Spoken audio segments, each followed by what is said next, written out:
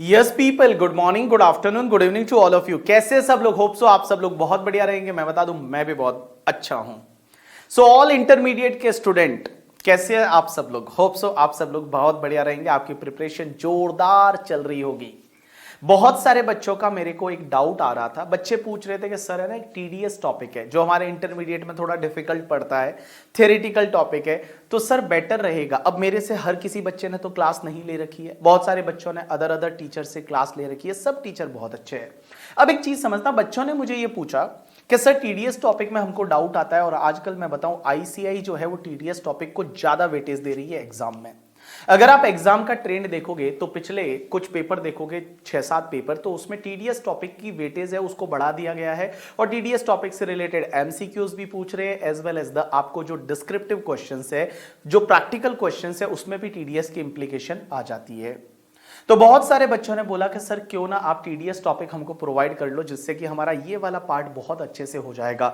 तो मैंने सोचा कि यस, आपको मैं अमेंडमेंट लेक्चर ऑलरेडी दे चुका हूं, और वो अमेंडमेंट लेक्चर आप देखोगे उसमें भी 2-2.5 घंटे का तो सिर्फ टीडीएस से रिलेटेड अमेंडमेंट है। तो मैं आपके लिए, सब लोगों का रिक्वेस्ट था, इसके लिए मैं पूरा टीडीएस का पूरा टॉपिक मींस होल टॉपिक करके, ठीक है, जिसमें 100% टीडीएस का कवरेज है, वो मैं आपके लिए यूट्यूब पे अपलोड कर रहा हूं। टोटल 4 लेक्चर है, मींस अप्रोक्स अगर आप 2.5 घंटे का एक लेक्चर समझते हो तो टोटल 10 घंटे का है, वो सिर्फ टीडीएस टॉपिक आपको पढ़ाया गया है। और इस टीडीएस टॉपिक में अब बच्चों का डाउट ये रहेगा कि सर हमारे पास तो आपकी बुक नहीं है, क्योंकि आपने तो अपनी बुक से पढ़ाया होगा, और हमारे पास आपकी बुक नहीं है। डोंट वरी, मैंने ये टॉपिक जो है वो लिखवा के करवाया है।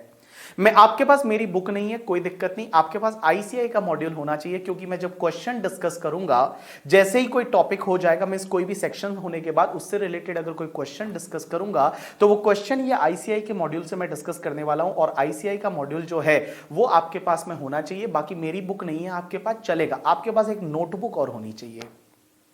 और जो जो मैं लिखवाते जाऊं वो आपको नोटबुक में लिखना है। जैसे जैसे मैं पढ़ाते जाऊं आप नोटबुक में लिखते जाना। मैं बताऊं ये टॉपिक जो है वो आपका बेस्ट हो जाएगा, कोई दिक्कत नहीं है, ठीक है। चलो, सो हम स्टार्ट करते हैं आपका टीडीएस और टीसीएस टॉपिक। ये टीडीएस क्या है, टीसीएस क्या है, बहुत सारे लोगों को तो टीसीएस पता नहीं होगा। तो इस टॉपिक में हम टीडीएस भी पढ़ेंगे, टीसीएस भी पढ़ेंगे, और मैंने एग्जॉस्टिव कवरेज किया हुआ है इंटरमीडिएट के लिए। हम चालू करने वाले हैं आज टीडीएस और टीसीएस। तो आप अपनी एक नोटबुक लेके बैठो, और साथ साथ में ये मॉड्यूल जो आईसीआई का है वो लेके बैठो। मैं आपका ये पूरा टॉपिक है वो मैं प्रिपेयर करवाने वाला हूं, ठीक है। चलो, थैंक्स अलॉट पीपल। अब अपन चालू करते हैं टीडीएस।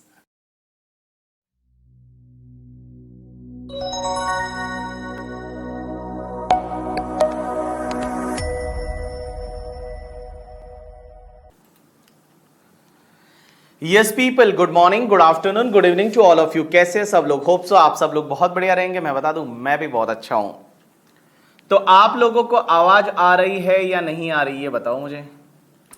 यस, आवाज आ रही है आपको। सुप्रभात सृष्टि, यस, गुड मॉर्निंग। या अनुश्री बोलो बेटा, अनुश्री बोलो बेटा, बोलो। और आज हम जो टॉपिक चालू करने वाले हैं, that is the interesting topic, amazing topic आज हम पढ़ने वाले हैं। हाँ, ओनली 44 लेक्चर हुए हैं ना? यस, 44 हुए हैं, 50 होंगे आपके। चलो स्टार्ट करते हैं आज हम। और आज जो टॉपिक पढ़ने वाले हैं बड़ा ही इंटरेस्टिंग टॉपिक रहेगा, और आपको इसको ढंग से पढ़ना है, क्योंकि एग्जाम में इसका वेटेज रहता है, एग्जाम में इसका कवरेज रहता है। और आजकल का ऐसा ट्रेंड है, जब इंस्टीट्यूट है वो इस टॉपिक से क्वेश्चंस है वो ज्यादा पूछने लग गई है। तो आपको ध्यान रखना है, ये टॉपिक बड़ा ढंग से आपको पढ़ना है। और मैं ये टॉपिक आपको लिखवा के करवाने वाला हूं, जैसा मैं हर टॉपिक आपको अभी तक मैंने लिखवा के करवाया है, तो ये टॉपिक भी मैं आपको लिखवा के करवाऊंगा, जिससे कि आपको इसकी अंडरस्टैंडिंग है वो ढंग से बैठे। तो चलो स्टार्ट करते हैं। हम लोग लास्ट लेक्चर में हमने एडवांस टेक्स्ट पढ़ा था। लास्ट लेक्चर में हमने एडवांस टेक्स्ट पढ़ा था। लाइक एडवांस टेक्स्ट क्या होता है, कैसे होता है, तो मैंने आपको बताया था कि लास्ट लेक्चर में एडवांस टेक्स्ट में आपको एडवांस टेक्स्ट गवर्नमेंट को पे करना पड़ता था। 4 इंस्टॉलमेंट थी, पहले 15%, फिर 45%, फिर 75%, फिर 100%। और उसके बाद में मैंने आपको एक लेक्चर और रिकॉर्डेड दिया था, जिसमें मैंने आपको इंटरेस्ट पढ़ाया था 234 ABC का। आज हम जो सीखने वाले हैं वो बड़ा ही इंटरेस्टिंग टॉपिक सीखने वाले हैं। सबसे ऊपर हेडिंग दे दो, that is tax deducted at source. Heading दे दो, टैक्स डिडक्टेड एट सोर्स, जिसको अपन शॉर्ट में बोलेंगे TDS, tax deducted at source, और जिसको अपन प्यार से बोलेंगे TDS, tax deducted at source.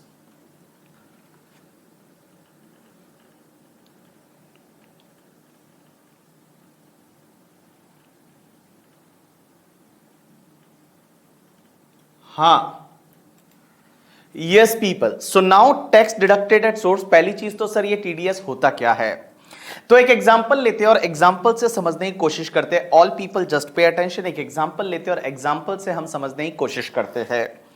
जैसे एक कंपनी है जिसका नाम है बीबी वर्चुअल्स प्राइवेट लिमिटेड, तो बीबी वर्चुअल्स प्राइवेट लिमिटेड। अब एक बात समझना, ये कंपनी है बीबी वर्चुअल्स प्राइवेट लिमिटेड, और ये कंपनी क्या करती है, किसी पर्सन को पेमेंट करती है। फॉर एन एग्जांपल, यहां पे एक बंदा है जिसका नाम है मिस्टर राकेश, और हमने क्या किया, मिस्टर राकेश, ये वाला बंदा है जिसका नाम है मिस्टर राकेश, और राकेश को हमने कुछ पेमेंट किया। तो बीबी वर्चुअल्स प्राइवेट लिमिटेड है, वो राकेश को मान लो कुछ पेमेंट करती है और उसको कुछ प्रोफेशनल फीस का पेमेंट किया।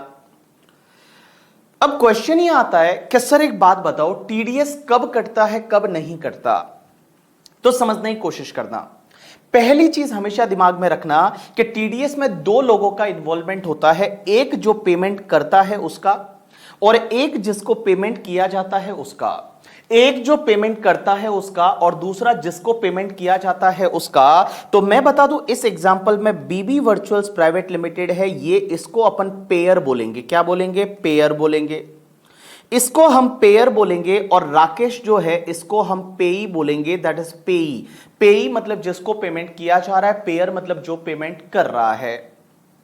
तो इस एग्जांपल में मुझे बताओ, बीबी वर्चुअल्स प्राइवेट लिमिटेड है, वो पेयर है, मिस जो पे कर रहा है, और पेई कौन है, मिस्टर राकेश है।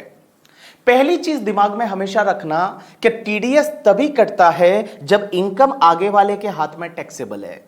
मींस जो भी पेमेंट किया जा रहा है, if that is taxable in hands of the recipient, जो रिसिपेंट है वो रिसिपेंट के हाथ में टैक्सेबल है, मींस राकेश के हाथ में जो पेमेंट है अगर वो टैक्सेबल है तो ही टीडीएस कटता है। जो टैक्सेबल है तो ही टीडीएस कटता है। अगर मान लो कुछ अमाउंट उसको मिलता है और वो उसके हाथ में एग्जेम्प्ट है, तो उस केस में टीडीएस काटने की जरूरत नहीं है। एक और चीज समझना कि सर जो टीडीएस है ना, वो टीडीएस जो है, मैंने बोला कि जब उसके हाथ में अगर इनकम टैक्सेबल है तो ही टीडीएस काटना। एक और चीज समझना, क्या हर टाइप के पेमेंट पे टीडीएस कटेगा? क्या हम कुछ भी पेमेंट करेंगे तो कुछ भी पेमेंट पे टीडीएस कटेगा? क्या ऑल टाइप ऑफ पेमेंट पे टीडीएस कटेगा? क्या answer is no, all type of payment पे टीडीएस नहीं कटता। टीडीएस जो है वो टीडीएस सिर्फ कुछ स्पेसिफिक पेमेंट से वहीं पे कटता है। There are some specific payment और वहीं पे टीडीएस कटता है। जैसे I can take a example कि हमने मान लो राकेश को प्रोफेशनल फीस दिया तो टीडीएस काटना पड़ेगा, क्योंकि यहां पे सेक्शन में लिखा हुआ है। लेकिन आपने जब पेन ड्राइव खरीदा, हमको पेमेंट किया, क्या आपने हमारा टीडीएस काटा? आंसर इज नो, नहीं काटा। तो हर जगह टीडीएस नहीं कटता। TDS is deductible only in the some specified payment, और कुछ स्पेसिफाइड पेमेंट के बारे में हम यहां डिस्कस करेंगे, वहीं पे टीडीएस काटना है, हर जगह टीडीएस काटने की जरूरत नहीं है। अब एक और चीज समझना, सर जब हम टीडीएस काटेंगे तो मान लो जैसे ये बीबी वर्चुअल्स प्राइवेट लिमिटेड पेयर है और राकेश है वो पेई है, तो टीडीएस कौन काटेगा? टीडीएस है वो बीबी वर्चुअल्स प्राइवेट लिमिटेड काटेगा। किसका? मिस्टर राकेश का। जैसे फॉर एन एग्जांपल, राकेश को हमने 1 लाख का प्रोफेशनल फीस दिया, तो 1 लाख का प्रोफेशनल फीस दिया, और मान लो यहां पे टीडीएस का रेट है वो 7.5% है, तो बेटा इसमें से 7,500 काट देंगे और बाकी का 92,500 है वो राकेश को पे कर देंगे। 92,500 है वो 92,500 हम राकेश को पे कर देंगे, और ये 7,500 का जो टीडीएस काटा है ये हम किसको पे करेंगे? गवर्नमेंट को पे करेंगे। ये बीबी वर्चुअल्स प्राइवेट लिमिटेड क्या करेगी? इसको गवर्नमेंट को पे करेगी, और गवर्नमेंट के खाते में 7,500 डाल देंगे, और हम बोलेंगे कि ये राकेश का टीडीएस हमने काटा है और गवर्नमेंट को जमा करवाया। राकेश जब भी अपना रिटर्न ऑफ इनकम फाइल करेगा, राकेश जब भी अपना रिटर्न फाइल करेगा तो वो क्या करेगा, राकेश जो है वो जब भी अपना रिटर्न ऑफ इनकम फाइल करेगा तो 7,500 का जो टीडीएस हमने काटा है उसका राकेश क्या ले लेगा, क्रेडिट ले लेगा। उसका जो राकेश है वो राकेश क्या ले लेगा, क्रेडिट ले लेगा। जैसे कल मैंने आपको एडवांस टैक्स में सिखाया था कि रिटर्न फाइल करते टाइम क्या करते हैं, हम टोटल इनकम लेते हैं, उस पर टैक्स निकालते हैं, टैक्स में से टीडीएस लेस करते हैं, एडवांस टैक्स लेस करते हैं, अगर एएमटी क्रेडिट है तो वो लेस करते हैं, और जो भी बचेगा वो फिर हम गवर्नमेंट को पे करते हैं। तो ये 7,500 का फिर राकेश क्या ले लेगा, क्रेडिट। अब एक और चीज समझना, सर क्वेश्चन ही आता है कि आप एक बात बताओ कि सर टीडीएस काटना कब है। टीडीएस कब काटना है, बेसिकली दो इवेंट होती है। एक तो होता है कि किसी भी का अकाउंट आप क्रेडिट करते हो, क्या करते हो, क्रेडिट करते हो, और दूसरा इवेंट होता है आप उसको पेमेंट करते हो। तो क्वेश्चन ये आता है कि सर ये दो इवेंट होती है, क्रेडिटिंग द पार्टी और पेमेंट। सर कौन से टाइम पे टीडीएस काटना है, टीडीएस कौन से टाइम पे काटना है, क्रेडिटिंग के टाइम पे या पेमेंट के टाइम पे। जैसे मैं एक एग्जांपल लेता हूं, आज से मान लो 10 दिन बाद आपका सिलेबस कंप्लीट हो गया इंटरमीडिएट का, आपका जो सीए इंटरमीडिएट का सिलेबस है वो कंप्लीट हो गया, और हमारी जो कंपनी है बीबी वर्चुअल्स प्राइवेट लिमिटेड, उन्होंने बीबी सर को मान लो कुछ प्रोफेशनल फीस देना है। बीबी सर का प्रोफेशनल फीस मान लो 50,000 बनता है आपको पढ़ाने का, तो 50,000 का प्रोफेशनल फीस है वो बीबी वर्चुअल्स जो है वो बीबी सर को देगी। अब एक बात बताओ, जैसे ही आपका सिलेबस कंप्लीट हुआ ना, उन्होंने क्या किया, बीबी वर्चुअल्स ने मेरे अकाउंट में, मेरा मतलब मेरा अकाउंट क्रेडिट किया, में से एक एंट्री पास की बुक्स में, और बुक्स में एंट्री क्या पास की, फॉर एन एग्जांपल मान लो 19 फेब 2021 को उन्होंने एक एंट्री पास की, और एंट्री पास की professional fees account debit to mister B B, means professional fees account debit to mister B B, और 50,000 से उन्होंने ये एंट्री पास कर दी, कौन सी डेट को, 19 फेब 2021 को। लेकिन मुझे पेमेंट अभी तक किया नहीं, मुझे पेमेंट जो है वो पेमेंट अभी तक किया नहीं। उन्होंने पेमेंट जो मुझे किया वो मान लो 15 अप्रैल 2021 को किया, और उस डेट को पेमेंट क्या किया, mister B B account debit to bank, means B B का टू बैंक और टू टीडीएस गवर्नमेंट को वगैरह डाला होगा। मेरा क्वेश्चन आपसे यह है कि सर टीडीएस काटना कब है, यहां पे क्या हो रहा है, इस इवेंट पे क्या हो रहा है, वो मुझे क्रेडिट कर रहे हैं, मींस क्रेडिट द पार्टी, और इस इवेंट पे क्या हो रहा है, मुझे पेमेंट हो रहा है। तो मेरा क्वेश्चन आप लोगों से यह है कि सर टीडीएस कौन सी डेट को काटना चाहिए, क्रेडिटिंग द पार्टी के टाइम पे काटना चाहिए या एक्चुअल पेमेंट के टाइम पे काटना चाहिए। तो मैं बता दूं, विच एवर इज अर्लियर, इन दोनों में से जो पहले वाला इवेंट होता है वो पहले वाले इवेंट के टाइम पे आपको टीडीएस काटना पड़ेगा। तो जैसे यहां क्रेडिट किया 19 फेब 2021 को और पेमेंट किया 15 अप्रैल 2021 को, टीडीएस काटना पड़ेगा 19 फेब 2021 को। मैं जिस डेट पे क्रेडिट किया जाता है किसी पर्सन का अकाउंट, तो जब आपने क्रेडिट किया या पेमेंट किया, विच एवर इज अर्लियर वाला इवेंट रहेगा, तब आपको टीडीएस काटना है। तो इस एग्जांपल में बेटा 19 फेब 2021 को टीडीएस काटना है। लेकिन मैं बताऊं, इसके टोटल आपके कुछ एक्सेप्शन होते हैं, 5-6। कौन कौन से एक्सेप्शन होते हैं, इधर ध्यान देना सब लोग, all people just pay attention. पहला तो in case of the salary, salary के केस में आपको टीडीएस काटना पड़ेगा सिर्फ पेमेंट के टाइम पे। मतलब सैलरी अगर क्रेडिट किया तो क्रेडिट पे टाइम पे नहीं काटना, सिर्फ पेमेंट के टाइम पे टीडीएस काटना है सैलरी के केस में। दूसरा, अगर आपको ईपीएफ से कोई पेमेंट मिलता है, ईपीएफ का मतलब होता है एम्प्लॉय प्रोविडेंट फंड। आपको पता है हमने सीखा था सैलरी में आरपीएफ, रिकॉग्नाइज्ड प्रोविडेंट फंड, और आरपीएफ में अगर 5 साल का सर्विस नहीं होता है तो आरपीएफ का अमाउंट टैक्सेबल होता है एम्प्लॉय के हाथ में। तो अगर वो अमाउंट टैक्सेबल है तो उसमें टीडीएस काटना पड़ेगा, लेकिन टीडीएस कब काटना है, सिर्फ पेमेंट के टाइम पे। तीसरा, अगर मैं बात करूं आरपीएफ ईपीएफ के बाद में, एक बात बताओ, आरपीएफ के साथ साथ मैंने आपको यूआरपीएफ भी पढ़ाया था, अनरिकॉग्नाइज्ड प्रोविडेंट फंड, और अनरिकॉग्नाइज्ड प्रोविडेंट फंड से तो जब भी मैच्योरिटी रहती है, जब आप पैसा विड्रॉ करते हो तो टैक्सेबल होता था। तो भैया उस पे भी पेमेंट के टाइम पे टीडीएस काटना है। उसके बाद में अगर आपका कोई विनिंग्स का अमाउंट है, तो किसका अमाउंट है, विनिंग्स का। विनिंग्स का मतलब होता है लॉटरी वगैरह लग गई। अगर आपका विनिंग्स फ्रॉम कार्ड गेम है, विनिंग फ्रॉम हॉर्स रेसेस है, विनिंग फ्रॉम लाइक लॉटरी है, विनिंग फ्रॉम गेम शोज है, तो उसके केस में सिर्फ पेमेंट होगा तभी आपका टीडीएस काटना है। उसके बाद में विनिंग के बाद में लाइफ इंश्योरेंस पॉलिसी का मैच्योरिटी। अब एक बात समझना, ये लाइफ इंश्योरेंस पॉलिसी जो होती है उसका मैच्योरिटी कभी कभी टैक्सेबल होता है, कभी एग्जेम्प्ट होता है। आज मैं आपको सिखाऊंगा कब एग्जेम्प्ट होता है और कब टैक्सेबल होता है। तो जो भी तुम्हारा लाइफ इंश्योरेंस पॉलिसी का मैच्योरिटी रहता है उसमें भी आपको पेमेंट के टाइम पे टीडीएस काटना है, एज वेल एज द आपका अगर compulsory acquisition of capital asset हो जाता है, compulsory acquisition of capital asset, तो कैपिटल असेट की आपका कंपलसरी एक्विजिशन हो जाता है, उसका अगर आपको कंपनसेशन मिलता है तो वो कंपनसेशन पे टीडीएस है, वो सिर्फ पेमेंट के टाइम पे काटना है। और last exception, that is exception number 6 है, वो बोलता है कि अगर आप बैंक से कैश विड्रॉ करते हो, बैंक से अगर आप कैश विड्रॉ कर देते हो, और एक सेक्शन हुआ करती है 194M, और वो बोलती है कि टीडीएस काटना है सिर्फ एंड सिर्फ पेमेंट के टाइम पे। तो देखो बेटा, मैंने पहले तो आपको क्या बताया कि भैया देखो, हमेशा टीडीएस में दो पार्टी रहेगी, एक रहेगा पेयर और दूसरा रहेगा पेई। कौन काटेगा? पेयर काटेगा। किसका काटेगा? पेई का। तो पेयर काटेगा पेई का टीडीएस। अब एक चीज समझना, टीडीएस तभी काटना है जब पेई के हाथ में वो इनकम टैक्सेबल है। दूसरी चीज, टीडीएस काटना कब है? सर कब हम टीडीएस काटे? तो टीडीएस कब काटना है, या तो आप क्या करते हो, उसका अकाउंट क्रेडिट करते हो पेई का, या फिर उसको पेमेंट करते हो। विच एवर इज अर्लियर वाला इवेंट रहेगा, क्रेडिट और payment, which ever is earlier वाला इवेंट रहेगा, वो अर्लियर वाली इवेंट पे आपको टीडीएस काटना है। लेकिन बेटा इसकी कुछ एक्सेप्शन है 6, और इन एक्सेप्शनल केसेस में आपको टीडीएस काटना है only at the time of payment. मतलब जब आप एक्चुअल में पेमेंट करोगे तभी आपको टीडीएस काटना है। ये 6 एक्सेप्शन है, और इन 6 एक्सेप्शंस में आपको टीडीएस काटना है only at the time of actual payment.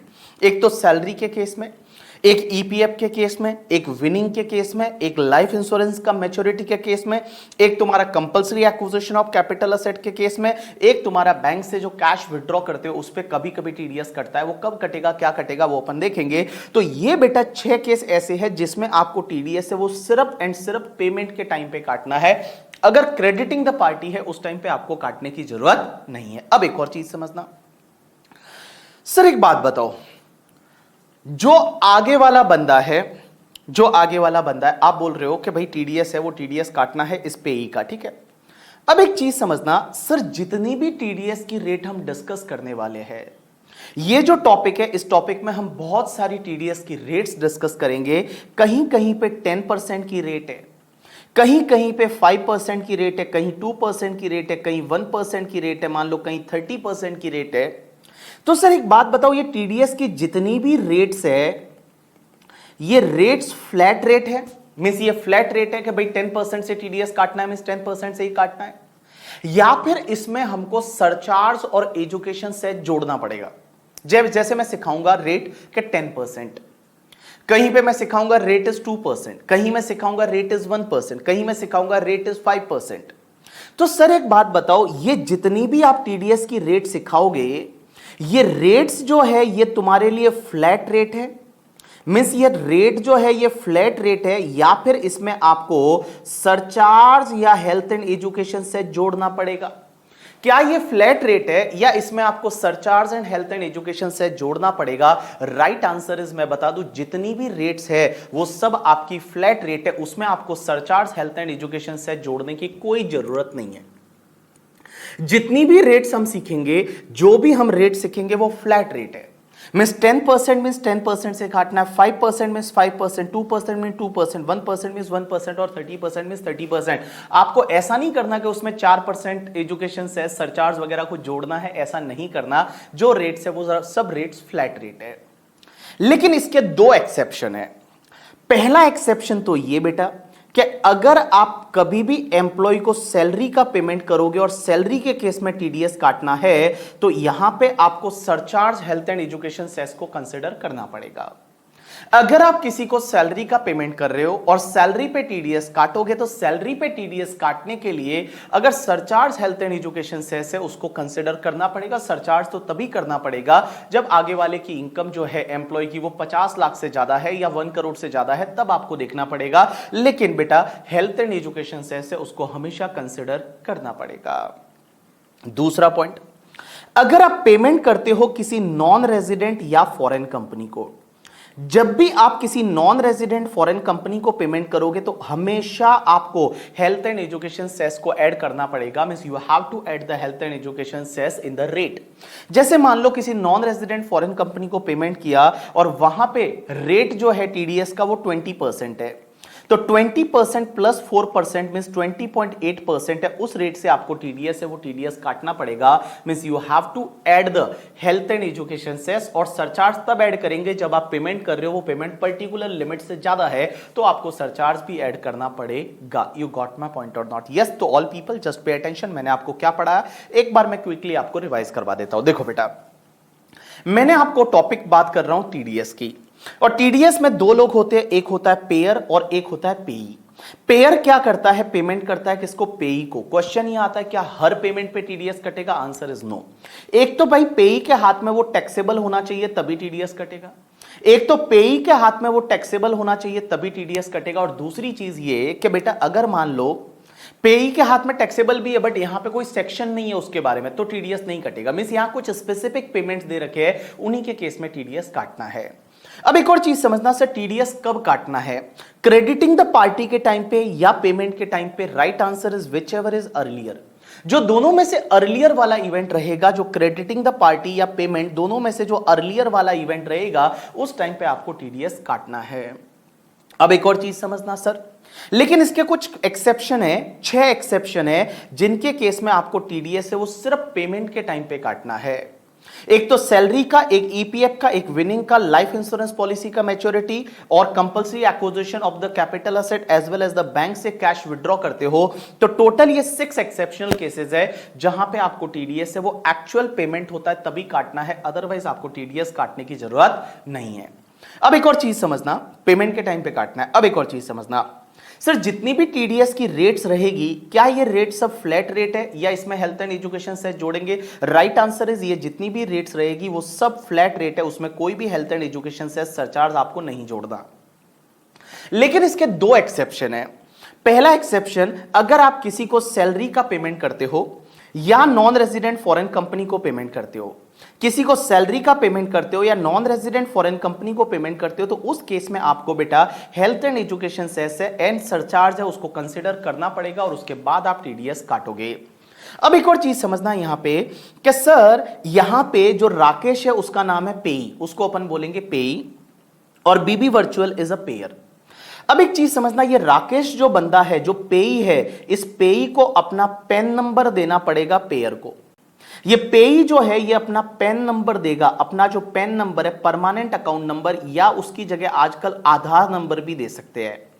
Aadhaar number या पैन नंबर जो है वो किसको देगा? पेई, पेयर को देगा, मींस बीबी वर्चुअल्स को देगा। अगर नहीं दिया तो क्या होगा? अगर नहीं दिया तो क्या होगा? अगर नहीं दिया तो लॉ मेकर्स ये बोलते हैं कि अगर मान लो पैन नंबर नहीं दिया तो टीडीएस कौन सी रेट से कटेगा पता है?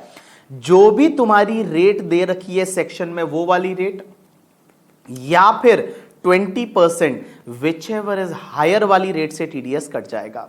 तो मैंने क्या बोला कि अगर मान लो अपना पैन नंबर नहीं दिया पेई ने पेयर को, तो उसका टीडीएस कटेगा। जो रेट दे रखी है सेक्शन में, मींस जो प्रिस्क्राइब रेट है वो, या 20% whichever is higher.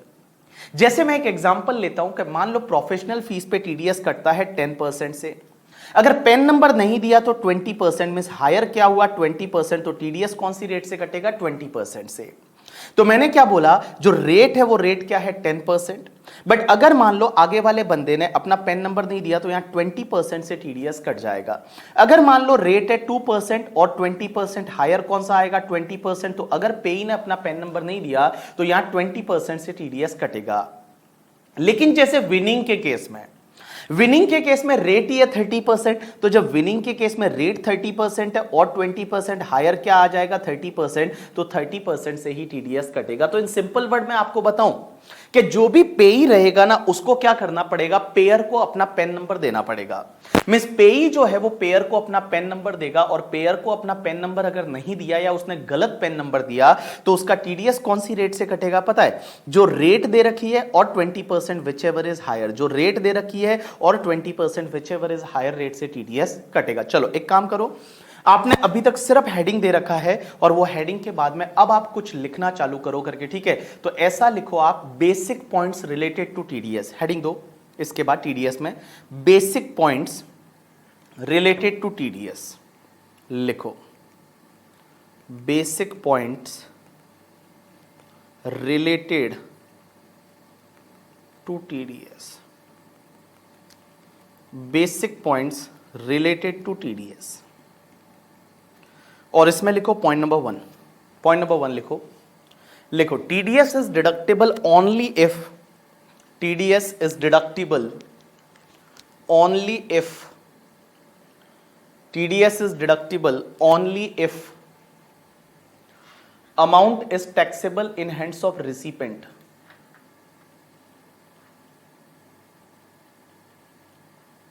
Amount is taxable in hands of recipient, recipient का मतलब receiver, amount is taxable in hands of recipient, TDS is deductible only if amount is taxable in hands of recipient, in hands of recipient या receiver, आप कोई भी लिख सकते हो, recipient. दूसरा पॉइंट लिखो, दूसरा पॉइंट लिखो, लिखो दूसरा पॉइंट लिखो, लिखो point number 2, point number 2, TDS is deductible at the time of crediting the party, TDS is deductible at the time of crediting the party,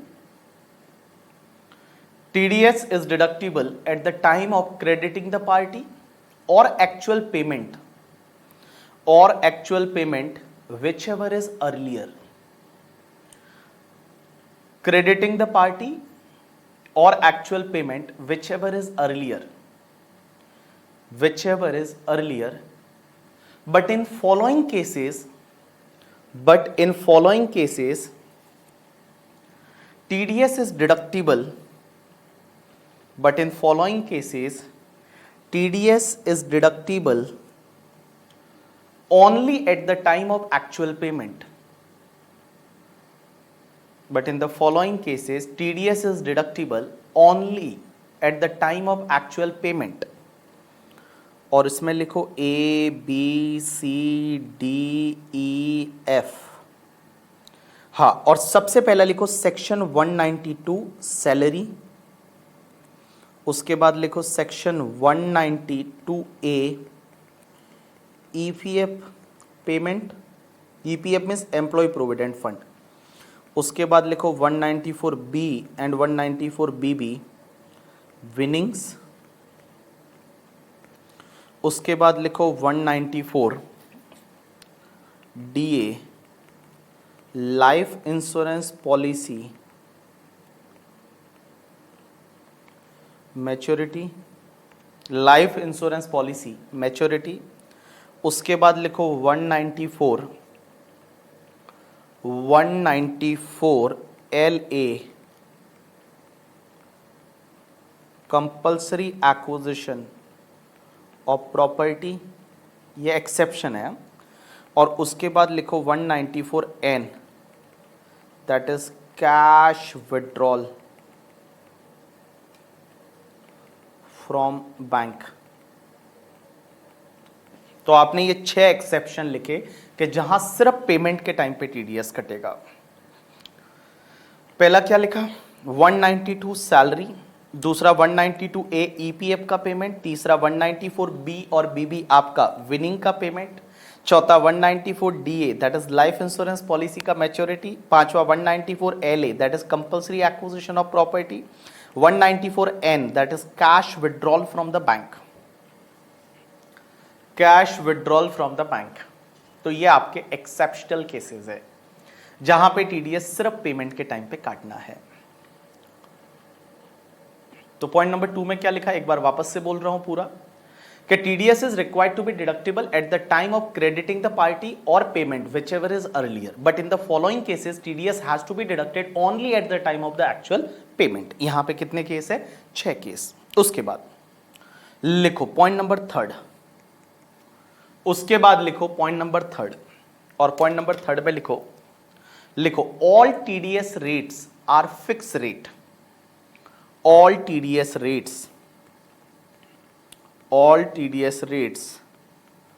are fixed rate. Fix rate या आप बोल सकते हो flat rate. All TDS rate are fixed rate और flat rate. That is जैसे 1% है, 2% है, 5% है, 10% है, etcetera etcetera. 1%, 2%, 5%, 10%, etcetera etcetera. But a payment is made to non-resident or foreign company. Payment is made to non-resident or foreign company, or payment of salary. All TDS rate are fixed rate, that is flat rate, that is 1%, 2%, 5%, 10%, etc., etc. But if payment is made to non-resident foreign company or payment of salary, comma, surcharge and health and education cess shall be considered. Shall be considered. Shall be considered. Surcharge and health and education cess shall be considered. अब एक और चीज समझना. Point number 4 लिखो. Point number 4 लिखो. और point number 4 में लिखो पॉइंट नंबर 4 में लिखो. यहां पे एक सेक्शन का रेफरेंस दे दो, सेक्शन 206AA. एक रेफरेंस दे दो सेक्शन 206AA. लिखो, इसमें लिखो, if payee does not furnish his pen, if payee does not furnish his pen / Aadhaar to payer, then TDS rate is, if payee does not furnish his pen or Aadhaar to payer, then TDS rate is, and TDS rate is में लिखो 2 पार्ट, that is rate as per respective section. Means respective section का जो rate है वो, और दूसरा rate at the rate 20%, whichever is higher.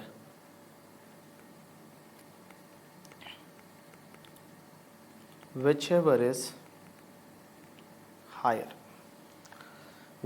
is higher. तो आपने क्या लिखा कि if payee does not furnish his pen or Aadhaar to payer, then TDS rate is rate as per respective section. जो respective section में rate दे रखा है वो वाला, या rate at the rate 20%, whichever is higher. जो हायर वाला rate है वो आपको लेना पड़ेगा.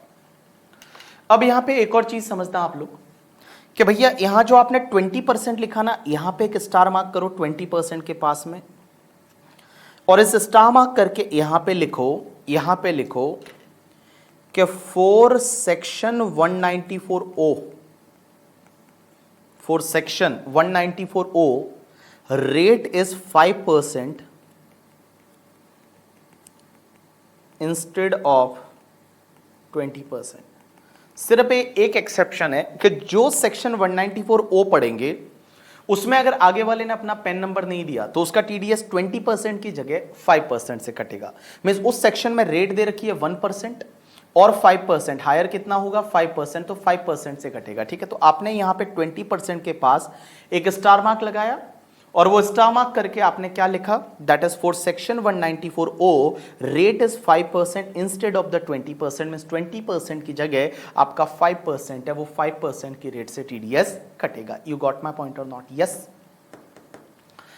अब एक और चीज समझना, एक बड़ा सिंपल सा बात है, इधर देखो इधर देखो इधर देखो, मेरी तरफ देखो।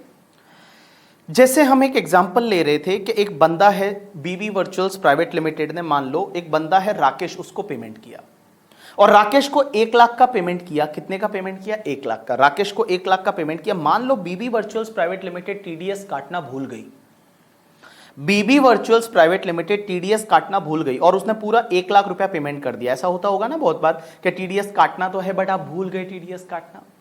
तो जब आप टीडीएस काटना भूल गए, यहां बीबी वर्चुअल्स प्राइवेट लिमिटेड है, वो टीडीएस काटना भूल गई, मींस राकेश का टीडीएस है वो 1 लाख पे नहीं काटा। तो जब राकेश का टीडीएस 1 लाख पे नहीं काटा, बीबी वर्चुअल्स प्राइवेट लिमिटेड काटना भूल गई, तो क्या राकेश है वो ये बोलेगा कि नहीं नहीं मेरा तो टीडीएस नहीं काटा, तो अब मैं टैक्स भरने के लिए लायबल नहीं हूं गवर्नमेंट को, मैं गवर्नमेंट को लायबल नहीं हूं टैक्स भरने के लिए? क्या वो ऐसा बोल सकता है कि उन्होंने तो टीडीएस काटा ही नहीं, उनको काटना चाहिए था, उनकी गलती थी, मैं अभी इतना टैक्स गवर्नमेंट को नहीं भरूंगा? नहीं खजूर, ऐसा नहीं है। मिस अगर भले इन्होंने टीडीएस नहीं काटा बट तुझे बेटा 1 लाख रुपया पूरा तो मिला है, उन्होंने टैक्स नहीं काटा, तुझे 1 लाख रुपया पूरा दे दिया, तो तू अपनी जेब से भरना गवर्नमेंट को, उसमें से तुझे भरना पड़ेगा। तुम ऐसा नहीं बोल सकते कि नाना बाबा उन्होंने तो टीडीएस नहीं काटा तो मैं टैक्स भरने के लिए लायबल नहीं हूं। Nothing like that, you have to pay the tax. आपको टैक्स पे करना पड़ेगा। अगर मान लो पेयर ने टीडीएस नहीं काटा है करके, ठीक है, पेयर ने टीडीएस नहीं काटा तो पेई जो है उसको गवर्नमेंट को टीडीएस भरना पड़ेगा। वो ऐसा नहीं बोल सकता कि उन्होंने मेरा टीडीएस नहीं काटा तो मैं अब गवर्नमेंट को टैक्स भरने के लिए लायबल नहीं हूं। Nothing like that. You have to pay the tax to the government. अब एक और चीज समझना, बड़ा इंटरेस्टिंग पार्ट, कि मान लो इन्होंने जब इसको राकेश को पेमेंट किया और इन्होंने टीडीएस काटा, वो मान लो 10% से काटा क्योंकि रेट 10% की दे रखी है। क्या राकेश जो है वो ये बोल सकता है कि मेरा टीडीएस कट गया, अब मैं रिटर्न फाइल करने के लिए लायबल नहीं हूं, मुझे इनकम टैक्स में रिटर्न फाइल ही नहीं करना, मैं तो रिलायबल नहीं हूं क्योंकि मेरा तो टैक्स कट चुका है? Is it like that? Answer is no. इसको रिटर्न फाइल करना पड़ेगा राकेश को। और टीडीएस जो कटा है ना वो एक टेंटेटिव पेमेंट है, वो पूरा टैक्स नहीं है, हो सकता है वो कम टैक्स है। क्योंकि एक बात बताओ, मान लो राकेश का इनकम है वो 10 लाख से ज्यादा है, वो जो राकेश है उसका इनकम 10 लाख से ज्यादा है, तो उसको तो 30% की रेट से टैक्स जाएगा, लेकिन उसका टीडीएस जो कटा है वो तो 10% से ही कटा है, तो रिमेनिंग वाला 20% है वो आपको गवर्नमेंट को पे करना पड़ेगा ना यार। आप ऐसा थोड़ी बोल सकते हो कि नहीं नहीं मेरा तो टैक्स है वो 10% कट चुका है तो अब मैं गवर्नमेंट को कोई पे करने के लिए लायबल नहीं हूं। क्या ऐसा बोल सकते हो? Answer is no. ऐसा बोलोगे थप्पड़ मारेंगे करके, ठीक है। TDS is just a tentative deduction, ये आपका कोई फुल डिडक्शन नहीं है, ये टेंटेटिव डिडक्शन है। तो जो भी रिमेनिंग टैक्स है वो आपको गवर्नमेंट को भरना पड़ेगा in the form of the advance tax, जैसा अपन ने लास्ट लेक्चर में पढ़ा था, या फिर in the form of the, या तो एडवांस टैक्स के फॉर्म में आप पे कर दो, या फिर आप है वो सेल्फ असेसमेंट टैक्स के फॉर्म में आप पे कर दो। तो आपको सेल्फ असेसमेंट के फॉर्म में या एडवांस टैक्स के फॉर्म में आपको गवर्नमेंट को भरना पड़ेगा, ठीक है। चलो, तो ये कुछ मैंने आपको बेसिक पॉइंट बताए टीडीएस टॉपिक के। जब टीडीएस चालू कर रहे हैं तो एटलीस्ट इतने पॉइंट्स आपको ध्यान होने चाहिए। अब हम ये टॉपिक चालू कर रहे हैं और इसमें एक एक सेक्शन है वो हम पढ़ना चालू करेंगे कि कौन से केस में कैसे कैसे टीडीएस कटेगा। तो अब मैं आपको एक स्टैंडर्ड फॉर्मेट में ये टॉपिक को पढ़ाऊंगा। सबसे ऊपर ऑब्वियसली मैं सेक्शन लिखूंगा हर बार करके, ठीक है, कि कौन सी सेक्शन पढ़ रहे हैं। इसमें बहुत सारी सेक्शन है जहां पे बताया गया है कि टीडीएस कहां कहां पे काटना है। तो देखो, आप भी लिख लो, हेडिंग दो, सबसे पहला हेडिंग दो, दैट इज सेक्शन 192 और 192 is TDS on salary, means salary पे टीडीएस काटना है, टीडीएस ऑन सैलरी। तो सबसे पहला दो लिखो salary, TDS on salary, TDS on salary. अब एक बात समझना, सबसे पहले हम इस हर सेक्शन में 3 चीजें सबसे पहले लिखेंगे। एक तो पेयर कौन होना चाहिए, भाई पेयर कौन होना चाहिए, दूसरा पेई कौन होना चाहिए, तीसरा कि भैया इसमें रेट क्या है, और चौथा इसमें एडिशनल पॉइंट क्या है। तो ये जो 4 चीजें हैं, इन 4 चीजों में मैं हर बार हर सेक्शन को डिवाइड करूंगा। सबसे पहली चीज कि पेयर कौन होना चाहिए, पेई कौन होना चाहिए, रेट क्या है और एडिशनल पॉइंट क्या है। और यहां पे मैं नेचर ऑफ पेमेंट भी लिख सकता हूं कि कौन से नेचर का पेमेंट कर रहे हैं, बट नेचर ऑफ पेमेंट मुझे हेडिंग से ही मिल जाएगा कि मैं टीडीएस ऑन सैलरी की बात कर रहा हूं। तो यहां पे किसी को भी सैलरी पे कर रहे हैं, उससे रिलेटेड टीडीएस है वो काटना पड़ेगा। तो देखो, आप एक काम करो, अब आप इसमें लिखना चालू करोगे। सबसे पहले पेयर कौन होना चाहिए, तो मैं बता दूं पेयर एनी पर्सन, मींस कोई भी पर्सन है वो अगर सैलरी का किसी को पेमेंट करेगा तो टीडीएस काटना है। और एनी पर्सन के ब्रैकेट में लिख लेना आप एम्प्लॉयर, एम्प्लॉय टीडीएस काटेगा। पेई कौन होना चाहिए, पेई में मैं यहां पे लिख रहा हूं दैट इज द एम्प्लॉई। जो एम्प्लॉय है उसका टीडीएस कटेगा। वो एम्प्लॉय भले रेजिडेंट है या नॉन रेजिडेंट है उससे कोई फर्क नहीं पड़ता।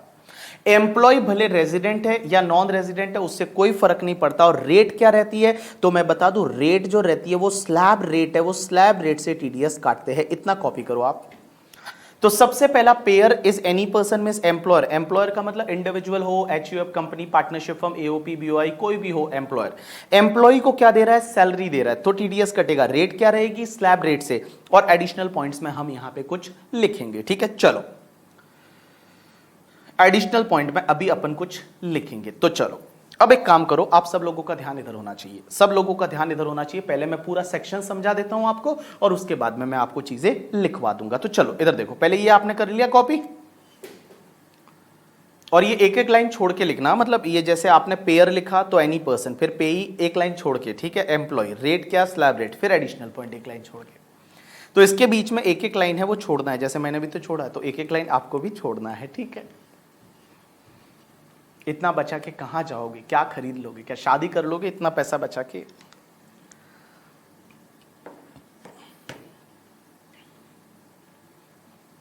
डन। चलो अब इधर देखो, all people just pay attention.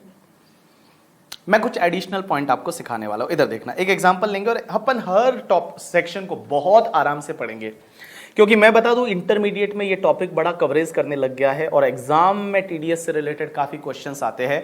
और टीडीएस को तो उन्होंने सीए फाइनल का ही कॉपी पेस्ट मारा है। सीए फाइनल और इंटरमीडिएट के टीडीएस में कोई फर्क नहीं है, थोड़ा सा 2-3 सेक्शन का फर्क है, बाकी कोई फर्क नहीं है। तो चलो इधर देखो सब लोग, एक एग्जाम्पल लेते हैं। एक जो कंपनी है जिसका नाम है बीबी वर्चुअल्स प्राइवेट लिमिटेड, ये कंपनी है।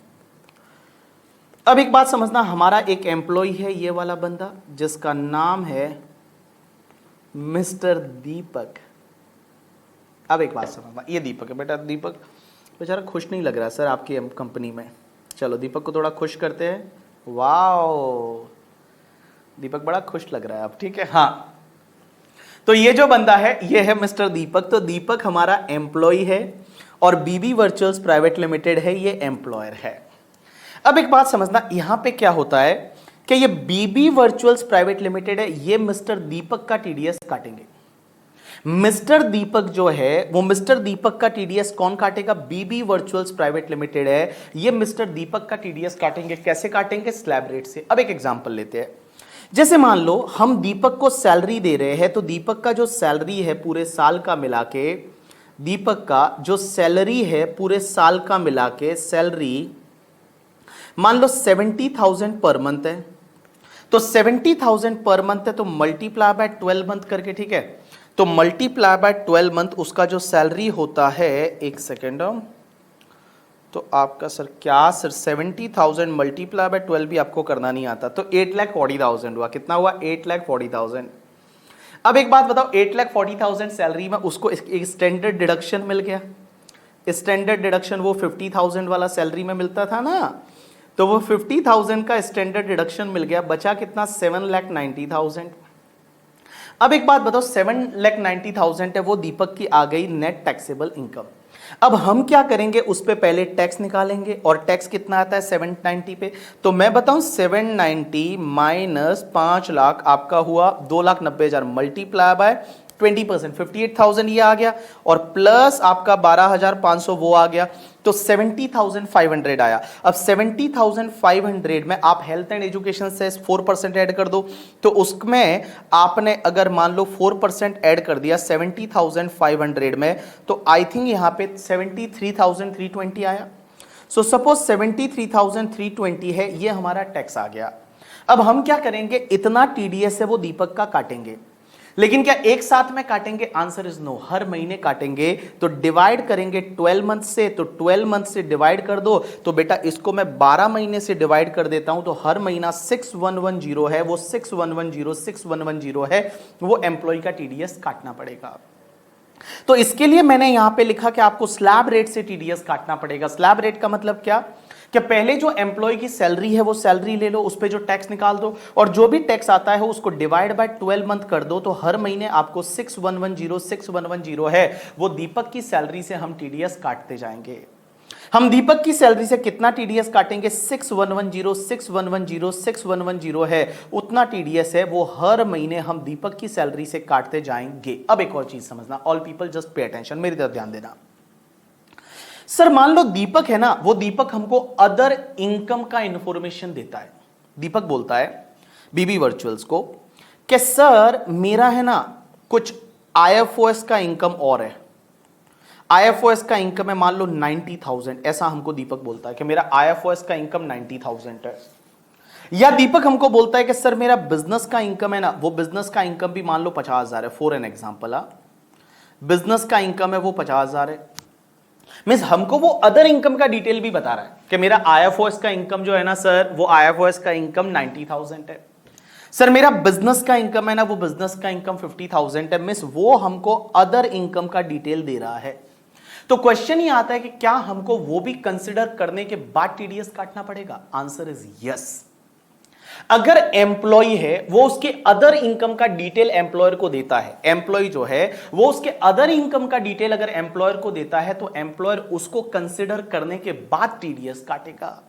तो हम क्या करेंगे भैया कि यहां 7,90,000 है, ये तो सैलरी का इनकम था, ये बेटा 7,90,000 है, ये 7,90,000 तो आपका किसका इनकम था? सैलरी का इनकम था।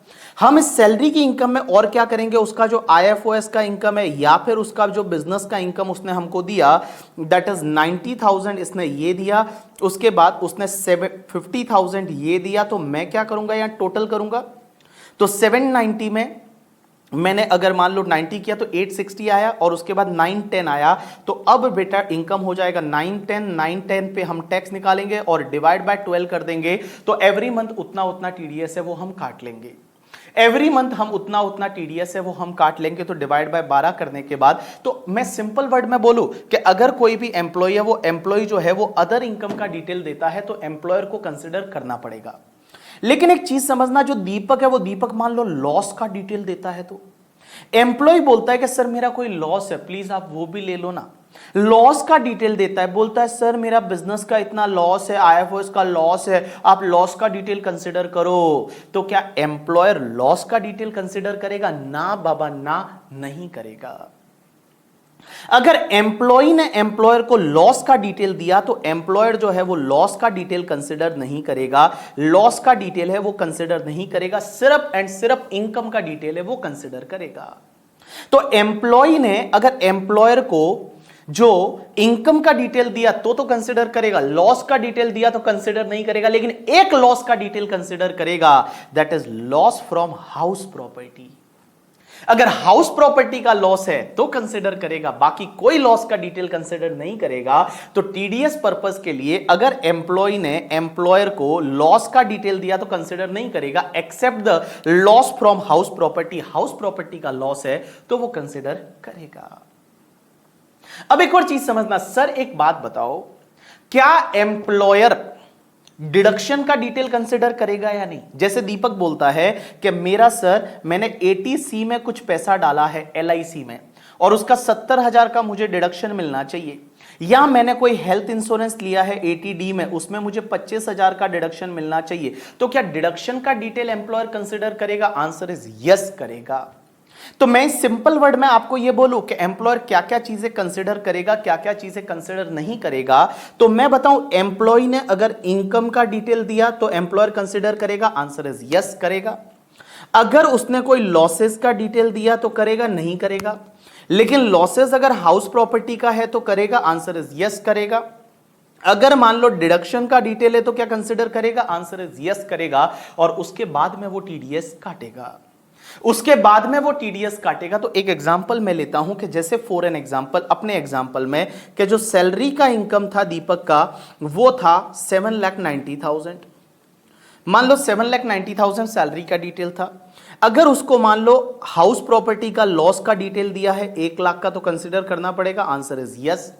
अगर मान लो IFOS का इनकम डिटेल का डिटेल दिया है मान लो 80,000 का, तो वो कंसिडर करेगा, आंसर इज यस। लेकिन अगर मान लो डिडक्शन का डिटेल दिया है 80C का और 80C का 70,000 का डिडक्शन है, तो उसको कंसिडर करेगा, आंसर इज यस। और ये सब कंसिडर करने के बाद वो निकालेगा नेट टैक्सेबल इनकम। और नेट टैक्सेबल इनकम कैसे निकालेगा, तो मैं आपको बताऊं, यहां पे क्या करना पड़ेगा, आपका 7,90,000 इनकम, उसमें प्लस 80,000 ऑल्सो इनकम, और इसमें से 1 लाख का आपका लॉस, और उसमें से 70,000 का और लॉस, तो नेट बचता है आपका 7 लाख। नेट जो है वो आपका 7 लाख बच जाता है। अब एक बात समझना, नेट जो आपका 7 लाख बच गया, इस 7 लाख पे वो क्या करेगा, टैक्स निकालेगा, और टैक्स में ऐड क्या करेगा, हेल्थ एंड एजुकेशन सेस, और जो भी आएगा डिवाइड बाय 12 करेगा, इतना हर महीने TDS है वो काटता रहेगा।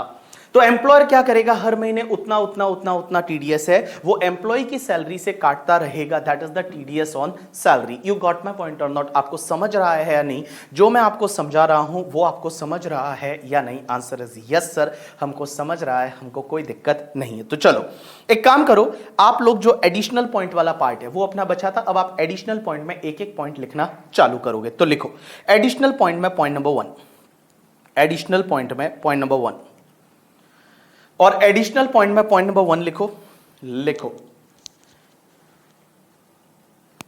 Employer shall consider, employer shall consider, employer shall consider details of other income, details of other income, employer shall consider details of other income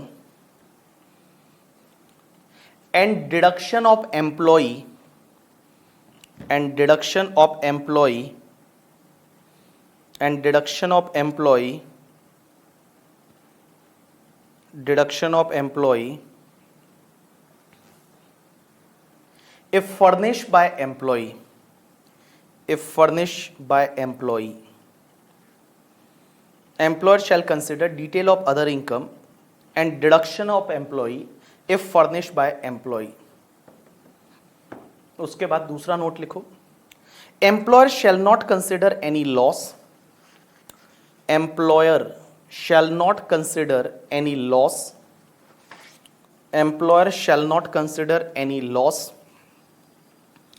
except loss under the head house property, except loss under the head house property, except loss under the head house property, except loss under the head house property,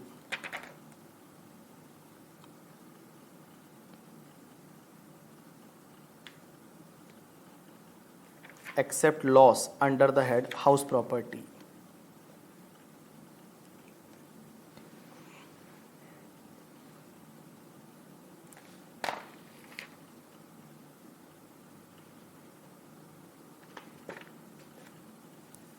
Done people?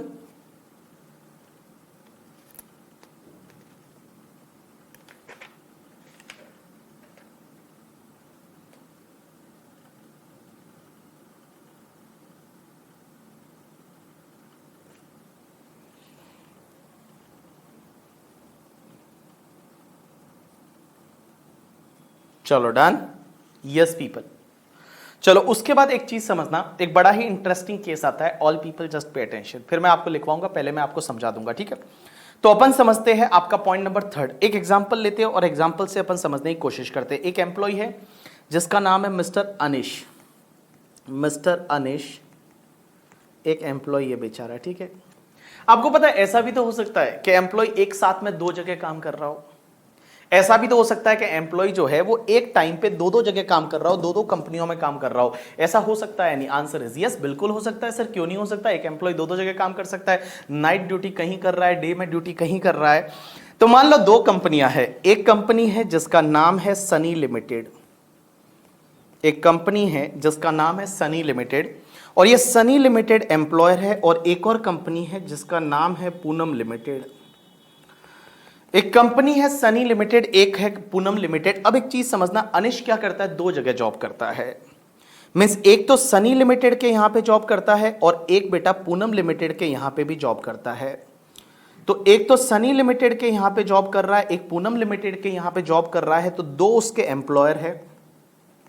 अब एक बात समझना, Sunny limited से उसको जो salary मिल रही है, मान लो नेट सैलरी है वो 6 लाख रुपया है, और जो पूनम लिमिटेड से नेट सैलरी मिल रही है वो सैलरी मान लो 7 लाख रुपया है।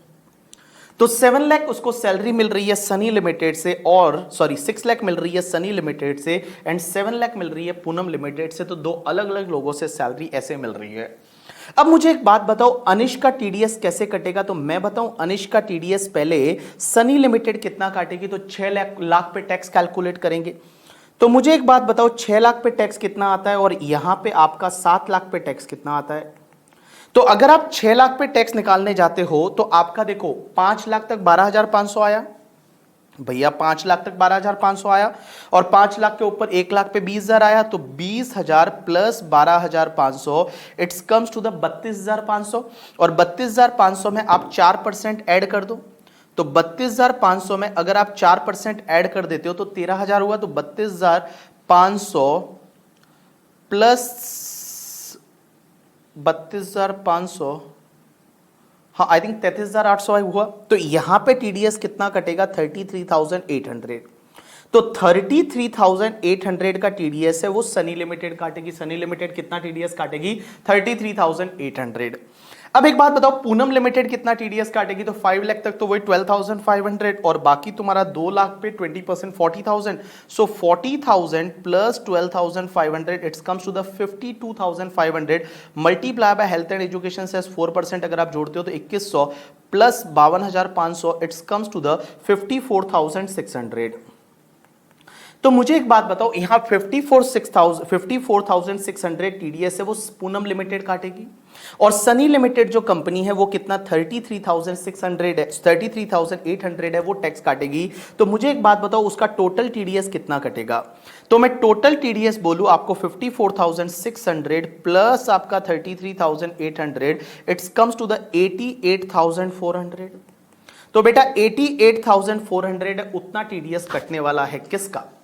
यहां 88,400 है, वो 88,400 टीडीएस कटेगा मिस्टर अनिश का। लेकिन एक चीज समझना, जब अपना ये अनिश है, ये अनिश क्या करेगा? अपना जब रिटर्न फाइल करेगा तो रिटर्न फाइल करते टाइम तो क्या करेगा? ये अपना इनकम कैलकुलेट करेगा। तो इनकम में दोनों का इनकम लेगा, मींस एक तो वो लेगा सैलरी फ्रॉम सनी लिमिटेड और दूसरा लेगा सैलरी फ्रॉम पूनम लिमिटेड। तो सनी लिमिटेड का सैलरी कितना? 6 लाख का नेट सैलरी, और यहां पे मान लो 7 लाख का। So for an example it's comes to the 13 lakh उसका नेट टैक्सेबल इनकम आया। तो मुझे एक बात बताओ, नेट टैक्सेबल इनकम 13 लाख आया, तो मुझे एक बात बताओ 13 लाख पे आप टैक्स कैलकुलेट करोगे? जो भी बेटा 13 लाख है उस 13 लाख पे आप जब टैक्स कैलकुलेट करोगे तो 13 लाख पे टैक्स कैसे आएगा? तो मैं बोलूं अप टू 2,50,000 तक तो कोई भी टैक्स नहीं आएगा, अप टू 2,50,000 तक कोई भी टैक्स नहीं आएगा। उसके बाद में जो भी तुम्हारा 2,50,000 से ज्यादा है और अप टू 5 लाख आपका 5% आएगा 12,500। उसके बाद आपका 5 लाख से जितना भी ज्यादा है अप टू आपका 10 lakh, up to 10 lakh 20% tax आएगा कितना? 1 लाख। और मैं बताऊं आपका बेटा 1 लाख से जितना भी आपका 10 लाख से जितना भी ज्यादा है अप टू 13 लाख, तो ये आपका 3 लाख हुआ। 3 लाख पे आपका 30% कम्स टू 90,000 आ जाएगा। तो मैं बताऊं यहां पे आपका 2,02,500 आ गया, और इसमें आप health and education cess add कर दो @4%। सरचार्ज लगेगा नहीं क्योंकि इनकम जो है वो आपकी 50 लाख से ज्यादा नहीं है। तो जो भी 2,02,500 है मल्टीप्लाई बाय आप 4% करोगे इट्स कम्स टू द 8,100। तो 8,100 करोगे प्लस आप क्या करोगे 2,02,500 इट्स कम्स टू द 2,10,600 आ जाएगा। अब एक बात बताओ मुझे, रिटर्न फाइल करते टाइम उसका टैक्स आ रहा है 2,10,600, लेकिन उसका जो टीडीएस कटा, मुझे बताओ उसका टीडीएस कितना कटा? सिर्फ 88,400। ऐसा क्यों हुआ? मुझे ये बताओ इसका टीडीएस कम क्यों कटा? इसका टीडीएस है वो सिर्फ 88,000 और 400 कटा, लेकिन जब रिटर्न फाइल करने वो बंदा गया तो रिटर्न फाइल करते टाइम उसका जो टैक्स आ रहा है वो 2,10,600 आ रहा है। तो मुझे इसका रीजन बताओ, ऐसा क्यों हुआ? मैं बताऊं इसके पीछे रीजन क्या है, ऐसा क्यों हुआ? क्योंकि दोनों लोगों ने बेसिक एग्जामिशन का बेनिफिट ले लिया। आप मुझे एक बात बताओ, दोनों लोगों ने बेसिक एग्जामिशन का बेनिफिट लिया टीडीएस काटते टाइम। यहां पूनम लिमिटेड ने भी बेसिक एग्जामिशन का बेनिफिट लिया, और यहां पे मतलब पूनम लिमिटेड और सनी लिमिटेड दोनों ने बेसिक एग्जामिशन का बेनिफिट लिया। मींस यहां सनी लिमिटेड ने टैक्स काटते टाइम भी बेसिक एग्जामिशन 2.5 लाख का बेनिफिट लिया, और यहां पे भी 2.5 लाख का बेनिफिट लिया। तो ये तो गलत हो जाएगा ना। क्या अगर कोई बंदा साइमल्टेनियसली दो जगह काम करता है, साइमल्टेनियसली एक साथ में दो जगह काम करता है, तो उस केस में तो उसका टीडीएस फिर कम कटेगा, क्योंकि दोनों अगर बेसिक एग्जामिशन का बेनिफिट लेने लग गए, दोनों कंपनियां टीडीएस काटते टाइम बेसिक एग्जामिशन का बेनिफिट लेगी, तो गड़बड़ हो जाएगा।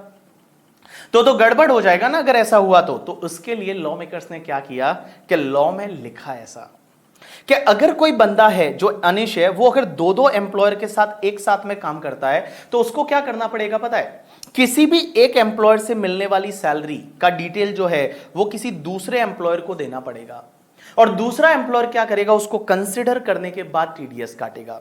So suppose if mister Anish is working with the two employers Sunny limited and Poonam limited, तो उसको क्या करना पड़ेगा? आइदर सनी लिमिटेड से मिलने वाली सैलरी टीडीएस का डिटेल वो पूनम को देगा, या पूनम लिमिटेड से मिलने वाली सैलरी और टीडीएस का डिटेल वो सनी लिमिटेड को देगा, जिससे कि वो अदर एम्प्लॉयर है उसको कंसिडर करने के बाद टीडीएस है वो काट सके।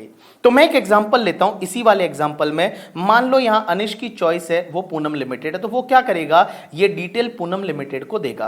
तो देखो वो क्या करेगा कि सनी लिमिटेड से जो भी सैलरी मिल रही है, तो सनी लिमिटेड से सैलरी 6 लाख मिल रही है, और सनी लिमिटेड टीडीएस कितना 33,800 काट रहे हैं, तो ये 6 लाख और 33,800 का डिटेल वो पूनम लिमिटेड को देगा, और पूनम लिमिटेड उसको कंसिडर करने के बाद टीडीएस काटेगी। कैसे? जैसे मैं एक एग्जांपल लेता हूं, इधर देखो। जैसे फॉर एन एग्जांपल, अब पूनम लिमिटेड क्या करेगी? 7 लाख है जो सैलरी है वो तो पी लिमिटेड से है। अब यहां पे वो ऐड करेंगे एस लिमिटेड से सैलरी कितना है? 6 लाख है। तो यहां पे टोटल आपका आ गया 13 लाख, यहां पे आपका टोटल आ गया 13 लाख। अब एक बात बताओ, 13 लाख आपकी टोटल हो गई। अब 13 लाख पे टैक्स निकालेंगे, तो 13 लाख पे आपका टैक्स आता है दैट इज द 2,10,600। तो 2,10,600 आपका टैक्स आ गया। अब इसमें से वो लेस कर देगी कि भैया एस लिमिटेड ने कितना टीडीएस काट दिया है? 33,800 उन्होंने टीडीएस काटा है, तो बचा कितना? तो मैं बताऊं यहां पे आपका 2,10,600 माइनस आप क्या करोगे? 33,800, तो रिमेनिंग कम्स टू द 1,76,800। अब ये 176,800 डिवाइड बाय 12 मंथ, तो बेटा कितना आ जाएगा? डिवाइड बाय 12 करोगे तो हर महीने 14,733 है, इतना टीडीएस है वो पूनम लिमिटेड काटेगी। तो जो पूनम लिमिटेड है वो पूनम लिमिटेड कितना टीडीएस काटेगी? हर महीने जो है वो 14,733 14,733 14,733 14,733 है, उतने का टीडीएस है वो पूनम लिमिटेड काटेगी। You got my point or not? अरे बोलो ना, you understood my point or not? जो मैंने आपको समझाया वो आपको समझ में आया या नहीं आया? Right answer is yes sir, हमको समझ में आया, कोई प्रॉब्लम नहीं है। लिखो जैसा मैं लिखवाता हूं आपको, लिखो जैसा मैं लिखवाता हूं। उसके बाद ये पॉइंट नंबर 3 रहेगा आपका एडिशनल पॉइंट में। तो एडिशनल पॉइंट में लिखो पॉइंट नंबर 3, एडिशनल पॉइंट में पॉइंट नंबर 3 लिखो, पॉइंट नंबर 3 लिखो। लिखो in a case where employee, in a case where employee works with WORKS, in a case where employee works with more than one employer simultaneously, more than one employer simultaneously, more than one employer simultaneously,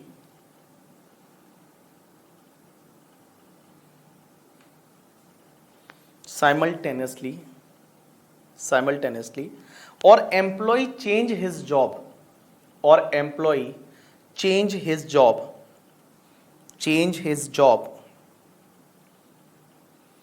and join another employer, and join another employer, and join another employer,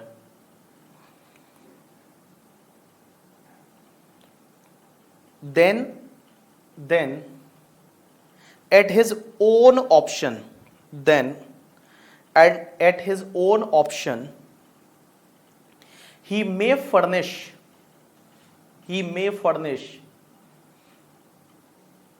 details of his other employment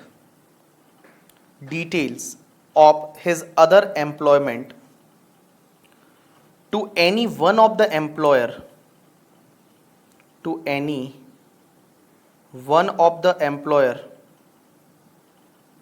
to any one of the employer to any one of the employer slash current employer, any one of the employer slash current employer in form number 12b, in form number 12b, आप यहां लिख लो in form number 12b, अब ये form number याद रखने की जरूरत नहीं है, 12b।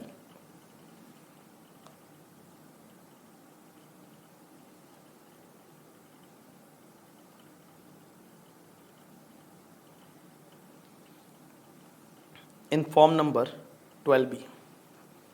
अब एक बात समझो, इसमें मैंने एक और चीज लिखवाई है कि अगर बीच में जॉब चेंज कर दिया, बहुत बार होता है ना बीच में जॉब चेंज कर देते हैं।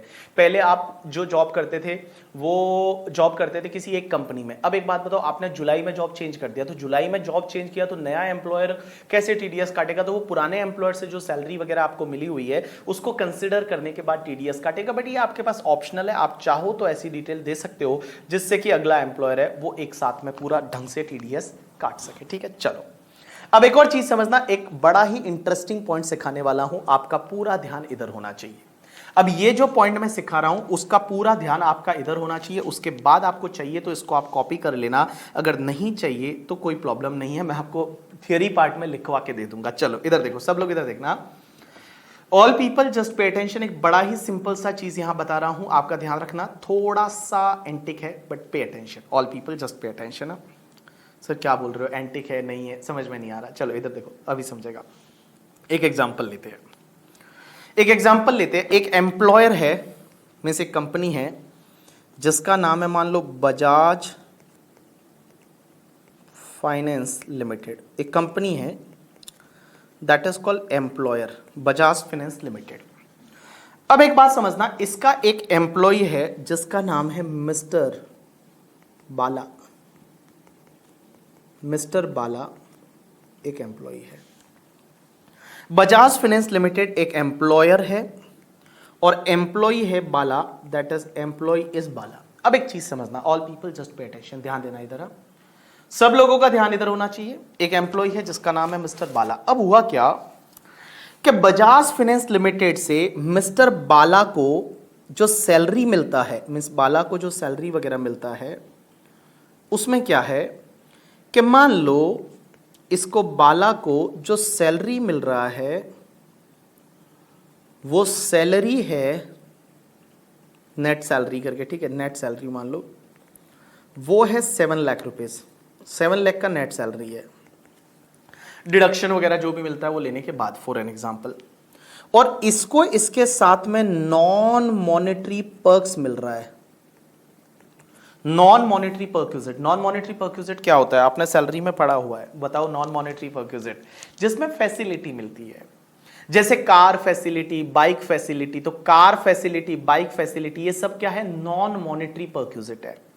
ये सब आपके नॉन मॉनेटरी परक्विजिट है। वो नॉन मॉनेटरी परक्विजिट है, वो आपको मिल रहा है फॉर एन एग्जांपल 2 लाख का। तो आपका टोटल कितना हो गया, 9 लाख, टोटल हो गया 9 लाख। तो मुझे एक बात बताओ, इस 9 लाख रुपए पे टैक्स कितना आएगा? तो टैक्स ऑन, ये मान लो एनटीआई हुआ, और टैक्स कितना आएगा? तो टैक्स आएगा 9 लाख पे आपका, 9 लाख पे आपका टैक्स कितना आएगा? तो 5 लाख पे तो 12,500, उसके बाद 4 लाख का आपका 20%, it's comes to 80,000 plus 12,500, it's comes to 92,500 plus health and education cess add करो तो 92,500 मल्टीप्लाई बाय 4%, तो 92,500 प्लस 4%, इट्स कम्स टू 96,200, 96,200 इतना टैक्स आता है। तो लॉजिकली क्या होना चाहिए, कि जितना टैक्स आ रहा है, नॉन मॉनेटरी परक्यूजिट भी टैक्सेबल होते हैं कुछ कुछ करके, ठीक है। तो नॉन मॉनेटरी परक्यूजिट है वो भी टैक्सेबल है। सैलरी इतना है तो 9 लाख का, इस पे टैक्स आया 96,200। तो प्रैक्टिकली तो क्या होना चाहिए कि बेटा ये 96,200 डिवाइड बाय 12 करेंगे, और डिवाइड बाय 12 करोगे तो आपको कितना मिलेगा, यहां पे हर महीने 8016 का टीडीएस काटना पड़ेगा। हर महीने 8016 है वो बाला की सैलरी से टीडीएस काट लो। लेकिन बहुत बार ऐसा होता है कि एम्प्लॉयर बोलता है कि भाई तुम्हारा जो नॉन मॉनेटरी परक्यूजिट जो मैं फैसिलिटी दे रहा हूं ना आपको, ये 2 लाख की जो फैसिलिटी दे रहा हूं, car facility, bike facility, house facility, that is called your non monetary perquisite. ये जो फैसिलिटी मैं दे रहा हूं इस पे जो भी टैक्स आएगा वो टैक्स मैं भर दूंगा, ऐसा बहुत बार एम्प्लॉयर बोलता है। बहुत बार एम्प्लॉयर ये बोलता है कि जो भी तुम्हारा नॉन मॉनेटरी परक्यूजिट जो है उस पे जो भी टैक्स आएगा वो टैक्स मैं भर दूंगा। नॉन मॉनेटरी परक्यूजिट पे जो भी टैक्स आएगा वो कौन भरेगा, मैं भर दूंगा। कौन भरूंगा, मैं भरूंगा। ऐसा कौन बोलता है, बाला, सॉरी, ये ऐसा एम्प्लॉयर बोलता है। तो एम्प्लॉयर बोलता है कि suppose tax on non monetary perquisite, suppose tax on non monetary perquisite is paid by employer। Employer बोलता है कि मैं टैक्स भरूंगा नॉन मॉनेटरी परक्यूजिट पे, जो तुम्हारा नॉन मॉनेटरी परक्यूजिट पे टैक्स आएगा वो मैं भर दूंगा। ऐसा कौन बोल रहा है, एम्प्लॉयर बोल रहा है। तो अब एक बात बताओ, ये 96,200 तुम्हारा टैक्स आया, तो इसको आपको डिवाइड करना पड़ेगा पहले कि कितना टैक्स नॉन मॉनेटरी परक्यूजिट पे है। तो मैं बोलूं, मैं यहां डिवाइड करता हूं कि आपका tax on non monetary perks paid by, क्योंकि एम्प्लॉयर भरने वाला है तो एम्प्लॉयर भरेगा, ये कितना आएगा। तो मैं बोलूं 96,200 का टैक्स है तो 2 लाख का प्रोपोर्शनेट कितना होगा, डिवाइड बाय 9 लाख। तो आपका प्रोपोर्शनेट निकाला तो आपका आया 96,200 multiply by 2 divide by 9, it comes to 21,378। इतना टैक्स आया। और मैं बताऊं आपका बैलेंस टैक्स कितना आ जाएगा। तो अगर आप बैलेंस टैक्स निकालते हो तो बैलेंस टैक्स आ जाएगा, समझना जो मैं समझाने जा रहा हूं, बैलेंस टैक्स कितना आ जाएगा।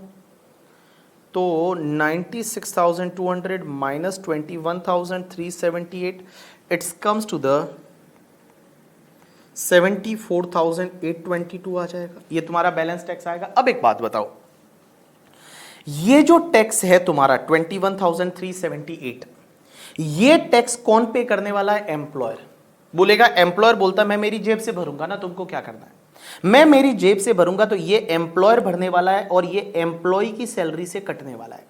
मींस 74,822 है वो एम्प्लॉय की सैलरी से कटेगा, बाला की सैलरी से कटेगा, और 21,378 जो है वो एम्प्लॉयर खुद अपनी जेब से भरने वाला है।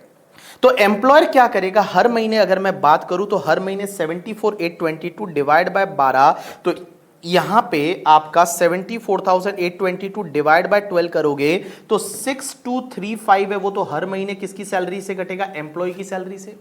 और बेटा ये खुद की पॉकेट से भी पे करेगा। 21,378 डिवाइड बाय 12, तो यहां पे 1781.5। तो मैं बोलूं tax of 1781.5 per month paid by employer from own pocket. ये ओन पॉकेट से पे करने वाला है, मींस खुद के पॉकेट से कितना पे करेगा, 1781.5 पर मंथ है वो खुद के पॉकेट से पे करेगा। कौन, एम्प्लॉयर। और बाकी वाला टैक्स है वो एम्प्लॉय की सैलरी से कटेगा। अब एक चीज समझना, इधर देखना, मैं जो समझाने जा रहा हूं उस पे आना। इधर देखो, मेरे को एक बात बताओ, आप लोग मेरे को एक बात बताओ, इधर देखो, सब लोगों का ध्यान इधर होना चाहिए। इधर देखो, मुझे एक बात बताओ, ये 21,378 जो टैक्स है ये एम्प्लॉयर भर रहा है किसका? एम्प्लॉय का टैक्स। ये है टैक्स किसका? एम्प्लॉय का, क्योंकि एम्प्लॉय का 96,200 टैक्स था। तो ये आपका टैक्स है, वो एम्प्लॉयर भर रहा है। तो मुझे एक बात बताओ, ये भी तो एक परक्यूजिट होना चाहिए ना। एक बात बताओ, जो एम्प्लॉय का टैक्स है, अल्टीमेटली टैक्स तो एम्प्लॉय का है ना, और भर कौन रहा है? एम्प्लॉयर भर रहा है। तो एम्प्लॉयर जब आपका टैक्स भर रहा है तो एम्प्लॉय के लिए यह भी तो एक परक्यूजिट होना चाहिए, क्योंकि एम्प्लॉय को फायदा हुआ, क्योंकि एम्प्लॉय का टैक्स एम्प्लॉयर भर रहा है।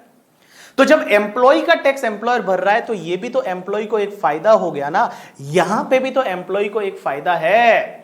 तो क्वेश्चन ये आता है कि ये 21,378 है जो एम्प्लॉय का टैक्स था, जो एम्प्लॉयर ने भरा, ये भी तो एम्प्लॉय को फायदा हुआ। तो क्या ये 21,378 हम वापस से इसमें ऐड करेंगे और वापस से टैक्स निकालेंगे, और टैक्स निकालने के बाद बाकी वाला टैक्स है वो अभी टैक्स बढ़ जाएगा और वो एम्प्लॉय भरेगा? Is it like that? Answer is no. Law makers बोलते हैं कि ये 21,378 जो है, ये 21,378 है, ये बेसिकली एम्प्लॉय के हाथ में एग्जेम्प्ट हो जाता है। ये जो एम्प्लॉय है, एम्प्लॉय के हाथ में एग्जेम्प्ट हो जाता है। तो मैं बोलूं it is exempt in hands of employee. Employee के हाथ में ये एग्जेम्प्ट है ड्यू टू सेक्शन 1010CC करके एक सेक्शन होती है, और 1010CC सेक्शन ये बोलती है कि अगर आपका नॉन मॉनेटरी परक्यूजिट पे कोई टैक्स है जो एम्प्लॉयर ने भरा है, आपका नॉन मॉनेटरी परक्यूजिट पे कोई टैक्स है जो एम्प्लॉयर ने भरा है, तो उस केस में वो नॉन मॉनेटरी परक्यूजिट का टैक्स जो भी एम्प्लॉयर ने भरा, that is exempt in hands of employee. Employee के हाथ में वो टैक्स वापस से टैक्सेबल नहीं होगा करके, ठीक है। तो ये बेटा एग्जेम्प्ट हो जाएगा किसके हाथ में? एम्प्लॉय के हाथ में ये एग्जेम्प्ट है। अब एक और चीज समझना, एम्प्लॉयर जो है पीएनडल के डेबिट में जब पीजीबीपी की बात करते हैं हम, तो पीजीबीपी में जो सैलरी 7 लाख देगा वो पीएनडल के डेबिट में डिडक्शन लेगा? Answer is yes. ये नॉन मॉनेटरी परक्यूजिट का खर्चा पीएनडल के डेबिट में डिडक्शन लेगा? Answer is yes. लेकिन बेटा ये 21,378 है, क्या ये पीएनडल के डेबिट में डाल सकते हैं? Answer is no. ये खर्चा डिसअलाउड हो जाएगा ड्यू टू सेक्शन 40। एक सेक्शन होता है 40, और 40 में ये बोला हुआ है कि कुछ खर्चे डिसअलाउड होते हैं। उसमें आपको पता है, मैंने आपको पढ़ाया था कि किसी नॉन रेजिडेंट को पेमेंट किया, उसका टीडीएस नहीं काटा तो 100% खर्चा डिसअलाउड होता है। रेजिडेंट को पेमेंट करते हैं तो 30% डिसअलाउड होता है। अगर स्टेट गवर्नमेंट अंडरटेकिंग ने स्टेट गवर्नमेंट को कोई भी अगर मान लो फीस दिया, रॉयल्टी दिया, प्रिविलेज फीस दिया, वो डिसअलाउड होता है। तो वहीं पे एक क्लॉज होता है, सब क्लॉज नंबर 5 करके होता है, उसमें ये लिखा हुआ है कि ये नॉन मॉनेटरी परक्यूजिट का जो टैक्स है ये एम्प्लॉयर ने पे किया, it is not allowed to employer. ये एम्प्लॉयर को अलाउ नहीं होगा, ये एम्प्लॉयर को पीजीबीपी हेड में अलाउ नहीं होगा। तो मैं आपको बताऊं, मैं यहां पे लिख लेता हूं करके, ठीक है। इसको मैं कौन से कलर से लूं? ब्लू कलर से लिख लेता हूं करके, ठीक है। तो मैं ब्लू कलर से यहां लिख लेता हूं कि it is not allowed as deduction under PGBP due to section 40। Section 40 की वजह से ये तुम्हारे पीजीबीपी हेड में आपको डिडक्शन नहीं मिलेगा। मींस क्यों डिडक्शन नहीं दे रही है? क्योंकि एक बात बताओ, जो 21,378 जो एम्प्लॉयर अपनी जेब से पे कर रहा है वो एम्प्लॉय के हाथ में एग्जेम्प्ट है। एम्प्लॉय को टैक्स लग नहीं रहा है, एम्प्लॉय के हाथ में एग्जेम्प्ट है। तो जब एम्प्लॉय के हाथ में एग्जेम्प्ट है तो एम्प्लॉयर को इसका कोई भी डिडक्शन नहीं मिलेगा। जो एम्प्लॉयर है, एम्प्लॉयर को उसका कोई डिडक्शन नहीं मिलेगा। मींस एम्प्लॉयर उसको पीएनडल के डेबिट में नहीं डाल सकता। जो एम्प्लॉयर है वो एम्प्लॉयर उसको पीएनडल के डेबिट में नहीं डाल सकता। एम्प्लॉयर जो है वो उसको पीएनडल के डेबिट में नहीं डाल सकता है। You got my point or not? Yes. तो देखो बेटा, मैंने आपको क्या पढ़ाया उसको एक बार क्विकली रिवाइज करवाता हूं। देखो, बहुत बार क्या होता है, एम्प्लॉयर एम्प्लॉय के नॉन मॉनेटरी परक्यूजिट पे टैक्स खुद की जेब से भरता है। एम्प्लॉयर बोलता है कि चल तेरे नॉन मॉनेटरी परक्यूजिट जो है, जो फैसिलिटी मैंने तुझे दी है, car facility, bike facility and all, उस पे जो तेरा टैक्स बनता है प्रोपोर्शनेटली वो मैं मेरी जेब से भर दूंगा। तो एम्प्लॉयर बोलता है कि मैं मेरी जेब से टैक्स भर दूंगा। तो एम्प्लॉयर ने बोला कोई बात नहीं, एम्प्लॉयर ने वो टैक्स भरा। क्या एम्प्लॉई के हाथ में वो टैक्स अमाउंट टैक्सेबल होगा? नहीं, वो टैक्स का अमाउंट एम्प्लॉय के हाथ में एग्जेम्प्ट है ड्यू टू सेक्शन 1010CC। और वही वाला जब टैक्स का अमाउंट एम्प्लॉय के हाथ में एग्जेम्प्ट है तो एम्प्लॉयर उसको खर्चे का डिडक्शन नहीं ले सकता। एम्प्लॉयर उसके खर्चे का डिडक्शन नहीं ले सकता, मींस एम्प्लॉयर उसको पीएनडल के डेबिट में नहीं डाल सकता ड्यू टू सेक्शन 40 की वजह से। जो पीजीबीपी में एक सेक्शन होती है 40, और उस सेक्शन की वजह से एम्प्लॉयर उसको पीजीबीपी में पीएनडल के डेबिट में नहीं डाल सकता है। You got my point or not? Yes, लिखो नोट नंबर 4, जो आप एडिशनल पॉइंट में लिख रहे हो, नोट नंबर 4 लिखो। लिखो note number 4, if tax on non monetary perquisite of employee, if tax on non-monetary perquisite of employee, if tax on non-monetary perquisite of employee is paid by employer, is paid by employer, is paid by employer, is paid by employer, then paid by employer, then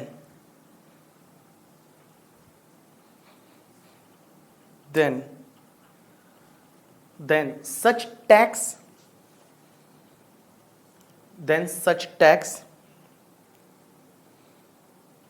आपने क्या लिखा? if tax on non monetary perquisite is paid by employer of employee, then such tax is not allowed as deduction to employer, then such tax is not allowed as deduction to employer, then such tax is not allowed as deduction to employer under the head PGBP, under the head PGBP, under the head PGBP, under the head PGBP, and such tax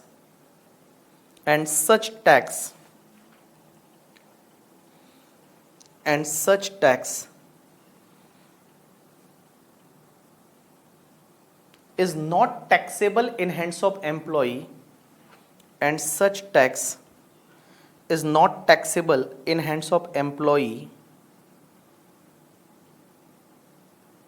is not taxable in hands of employee, in hands of employee, and such tax is not taxable in hands of employee due to section 1010 cc, due to section 1010 cc, 1010 cc, 1010 cc, done, done 1010 cc, done. ठीक है, उसके बाद आपको चाहिए तो इसको copy कर दो, ये जो है ना एज इट इज, इसको कॉपी कर लो। ठीक है, Bajaj finance limited, tax on non monetary perquisite paid by employer, non monetary perquisite 2 lakh है, उस पर टैक्स आया इतना, ये एम्प्लॉयर ने पे किया। Tax 1781 per month paid by employer from own pocket, it is not allowed as deduction under the head PGBP and it is not taxable in hands of employee also। ठीक है, चलो इसको as it is आप copy कर दो, मैं आपको full screen करके दे रहा हूं।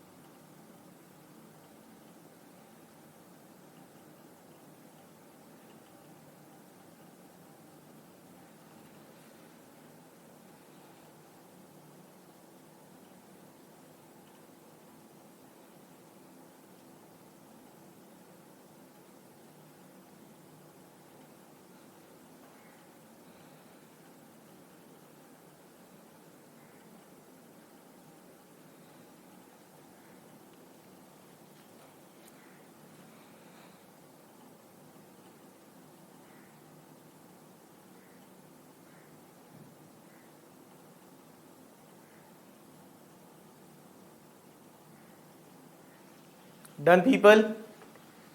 चलो डन हो गया हो तो एक बार डन बोलो फटाफट, डन बोलो, डन बोलो, डन बोलो।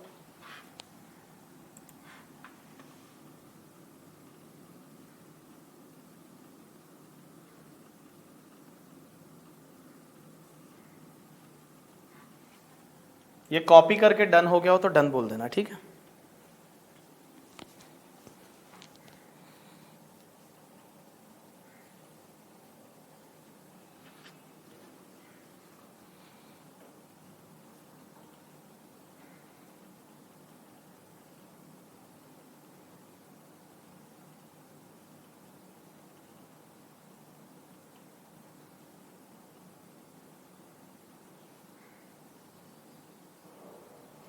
चलो डन। अब एक काम करो, यहां पे आपका 192 जो सैलरी वाला चीज है वो यहां पे कंप्लीट हो जाता है।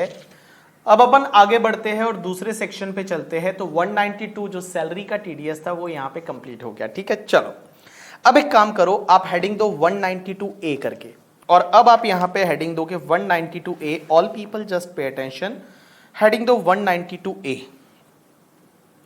सेक्शन आपका दूसरी सेक्शन 192A। सर कितने दिन लगेंगे टीडीएस में? अप्रॉक्स 3 डेज, अप्रॉक्स 3 डेज है वो आपको टीडीएस में लगने वाले हैं करके, ठीक है? तो 192A हेडिंग दो, that is the accumulated balance, accumulated balance of provident fund means EPF, accumulated balance of employee provident fund, आप लिख सकते हो employee provident fund, that is the EPF, accumulated balance of employee provident fund। अब एक चीज समझना sir, वही वाली 4 चीजें जो अपन ने उसमें भी लिखी थी। क्वेश्चन ही आता है कि सर पेयर कौन होना चाहिए, पेई कौन होना चाहिए, रेट क्या रहेगी और एडिशनल पॉइंट कौन से है। तो समझने की कोशिश करना। इधर देखो बेटा, सबसे पहले मैं यहां से कॉपी मार देता हूं। तो भैया पे लिख ही लेता हूं सर, इतने में क्या कॉपी मारोगे सर, एम्प्लॉयर एम्प्लॉई वाला, ठीक है? चलो, तो सबसे पहली चीज ये कि सर पेयर कौन होना चाहिए, पेई कौन होना चाहिए। तो पेयर कौन होना चाहिए, पेई कौन होना चाहिए, रेट क्या है सर, और एडिशनल पॉइंट क्या है, एडिशनल पॉइंट्स है वो क्या है। तो देखो बेटा 4 पॉइंट, सबसे पहले पेयर कौन होना चाहिए, पेई कौन होना चाहिए, और बेटा आपका एडिशनल पॉइंट क्या है। ये कब टीडीएस कटता है? जब आपका ईपीएफ का पेमेंट आपको मिलता है, एम्प्लॉय प्रोविडेंट फंड का। याद करो सैलरी टॉपिक, उसमें मैंने बताया था आरपीएफ से जो आपको पेमेंट मिलता है, और 5 साल का सर्विस हो गया तो आरपीएफ का पेमेंट आपके हाथ में एग्जेम्प्ट है। लेकिन अगर 5 साल का सर्विस नहीं हुआ, 5 साल का सर्विस है वो अगर नहीं हुआ तो आरपीएफ का पेमेंट टैक्सेबल होता है। उसके बाद में अगर मैं बोलूं जो यूआरपीएफ होता है, अनरिकॉग्नाइज्ड प्रोविडेंट फंड, उसका तो पेमेंट जब भी मिलता है, एक्यूमुलेटेड अमाउंट आपको जब भी मिलेगा तब आपके हाथ में टैक्सेबल होने वाला है, तो उसमें टीडीएस कटेगा। तो सबसे पहले पेयर कौन होना चाहिए, तो मैं पेयर में यहां पे लिख रहा हूं एनी पर्सन, मीन्स कोई भी पर्सन जो है वो कोई भी पर्सन पे करेगा तो यहां पे टीडीएस है, वो टीडीएस आपको काटना पड़ेगा। तो कोई भी पर्सन अगर पेमेंट करता है तो यहां पे टीडीएस है, वो टीडीएस काटना पड़ेगा करके, ठीक है? तो यहां पे आपको जो टीडीएस काटना पड़ेगा, कोई भी पर्सन है वो पे करता है। अब लेकिन किसको पे करते हैं, तो मैं बताऊं, यहां पे एम्प्लॉय को पे कर रहे हैं। तो जो एम्प्लॉय था उसको अगर आरपीएफ का पेमेंट मिलता है या फिर यूआरपीएफ का पेमेंट मिलता है और अगर वो टैक्सेबल है तो टीडीएस कटेगा। रेट क्या है, 10%। रेट इसमें 10% है। जो रेट है वो रेट 10%। लास्ट वाली सेक्शन में क्या थी, स्लैब रेट से रेट थी, बट बेटा यहां पे तुम्हारी रेट क्या है, दैट रेट इज 10%। अब एक और चीज समझना, यहां पे एडिशनल पॉइंट क्या है। तो मैं बताऊं एडिशनल पॉइंट में पहला एडिशनल पॉइंट लिखना, TDS is applicable only if amount is taxable in hands of employee लिखो, आपने क्या लिखा, TDS is applicable only if the amount is taxable in hands of employee। And दूसरा पॉइंट लिखो, no TDS if amount is less than 50,000। अगर आपका 50,000 से कम amount है तो टीडीएस नहीं कटेगा। तो देखो बेटा आपने क्या लिखा, all people just pay attention. हाँ देखो सबसे पहले ईपीएफ का payment 192A is accumulated balance of provident fund, that is EPF, employee provident fund. Payer कौन होना चाहिए? कोई भी पर्सन, बेसिकली ट्रस्टी होते हैं। ट्रस्टी जो प्रोविडेंट फंड बनता है उसके ट्रस्टी रहते हैं, तो वो ट्रस्टी जो होते हैं वो पेमेंट करते हैं। मींस प्रोविडेंट फंड से आपको पेमेंट मिल रहा है। पेई कौन होना चाहिए? किसको मिल रहा है? एम्प्लॉय का। टीडीएस का रेट क्या रहेगा? 10%। और जैसा मैंने आपको उस सेक्शन में बताया था कि पेमेंट के टाइम पे टीडीएस काटना है, तो सैलरी में एज वेल एज इस सेक्शन में सिर्फ पेमेंट होगा, पेमेंट के टाइम पे टीडीएस काटना। एडिशनल पॉइंट क्या है कि TDS is applicable only if the amount is taxable in hands of employee. अगर एम्प्लॉय के हाथ में वो अमाउंट एग्जेम्प्ट है, अगर एम्प्लॉय के हाथ में वो अमाउंट एग्जेम्प्ट है तो उस केस में टीडीएस नहीं कटता। अगर टैक्सेबल है तो ही टीडीएस कटेगा। जैसे एसपीएफ का अमाउंट है वो एग्जेम्प्ट होता है तो टीडीएस नहीं कटेगा। दूसरी चीज, जैसे आरपीएफ में 5 साल का सर्विस हो गया और अमाउंट मिलता है तो वो एग्जेम्प्ट है तो टीडीएस नहीं कटेगा। लेकिन अगर मान लो अमाउंट टैक्सेबल है तो उस केस में टीडीएस कटेगा। अब एक और चीज समझना, यहां लिखा है no TDS if the amount is less than 50,000। अगर मान लो अमाउंट टैक्सेबल है बट अमाउंट लेस देन 50,000 तो टीडीएस नहीं कटेगा। मींस 50,000 या उससे ज्यादा है तो टीडीएस कटेगा। मेरा क्वेश्चन यहां पे ये एग्जैक्ट 50,000 है, क्या टीडीएस कटेगा? यानी आंसर इज यस, टीडीएस कटेगा। अगर एग्जैक्ट 50,000 है तो भी टीडीएस कटेगा, एग्जैक्ट 50,000 है तो भी टीडीएस कटेगा, लेस देन 50,000 है तो टीडीएस नहीं कटेगा। तो पूरे साल में मिला के जब आपको पैसा मिल रहा है ईपीएफ से, अगर वो टैक्सेबल है, पहली चीज तो टैक्सेबल है तो टीडीएस कटेगा, और दूसरी चीज वो 50,000 या उससे ज्यादा है तो ही टीडीएस कटेगा, अदरवाइज आपका टीडीएस नहीं कटेगा। अब एक चीज समझना, यहां पर एक बड़ा एक इंटरेस्टिंग पॉइंट है जो समझने की कोशिश करना। इधर देखो, इधर देखो, मेरी तरफ देखो, मेरी तरफ देखो। हमने अभी थोड़ी देर पहले एक सेक्शन पढ़ी थी और वो सेक्शन कौन सी थी? 206AA। और उसमें मैंने ये बताया था कि जो पेई अपना पैन नंबर या आधार नंबर नहीं देता, पेई जो है वो अपना पैन नंबर या आधार नंबर नहीं देता, तो उसका टीडीएस कौन सी रेट से कटता है? कि जो भी रेट दे रखी है वो, या फिर आपका 20%। मींस वहां 20% था। अब एक चीज समझना, इस सेक्शन के लिए कुछ अलग है। और ये सेक्शन ये बोलती है कि अगर पेई ने, मींस एम्प्लॉय ने अपना पैन नंबर फर्निश नहीं किया, पैन नंबर नहीं दिया, तो एम्प्लॉय का टीडीएस है वो 20% से नहीं, एमएमआर से कटेगा। किससे कटेगा? एमएमआर से। अब आप मुझे बोलोगे ये एमएमआर क्या होता है? एमएमआर का मतलब होता है maximum marginal rate. Maximum marginal rate is called MMR. Maximum marginal rate किसको बोलते हैं? तो मैक्सिमम मार्जिनल रेट मींस जो तुम्हारा इंडिविजुअल के लिए हाईएस्ट रेट हो सकता है, that is called maximum marginal rate.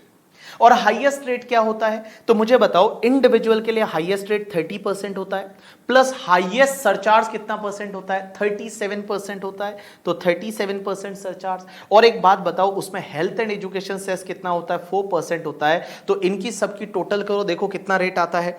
तो मैं बताऊं, यहां पे आपका जो रेट आएगा वो रेट आएगा 30% प्लस 37% प्लस आपका देखो 30% प्लस 37% और प्लस आपका 4%, तो इट्स कम्स टू द 42.744%। इस रेट से टीडीएस काटना पड़ेगा। इस सेक्शन में ऐसा है कि अगर एम्प्लॉय ने अपना पैन या आधार नंबर फर्निश नहीं किया तो उसका जो टीडीएस कटेगा वो टीडीएस कटेगा 42.744% से। कितने, कौन सी रेट से? 42.744% से। तो जहां पे आपने 10% लिखा ना, उसके पास में आप लिखो, जैसा मैं लिखवाता हूं, ब्रैकेट में लिखो, if employee not furnish pen/Aadhaar, if employee not furnish pen/Aadhaar, then TDS deductible at the rate MMR, eight the rate MMR। और MMR का फुल फॉर्म लिख लेना आप लोग, मैक्सिमम मार्जिनल रेट। क्या लिखोगे? Maximum marginal rate. और वहीं पे आप ब्रैकेट में लिख लो 42.744%। 42.744%। और ये 42.744% कैसे आया? 30% प्लस 37% प्लस 4%। 30% प्लस 37% प्लस 4% है, उस रेट से टीडीएस है वो कटेगा। डन। चलो, so this is the section आपका 192A। ये तुम्हारा सेक्शन जो है वो तुम्हारा 192A है, वो यहां पे कंप्लीट हो जाता है करके। ठीक है, चलो।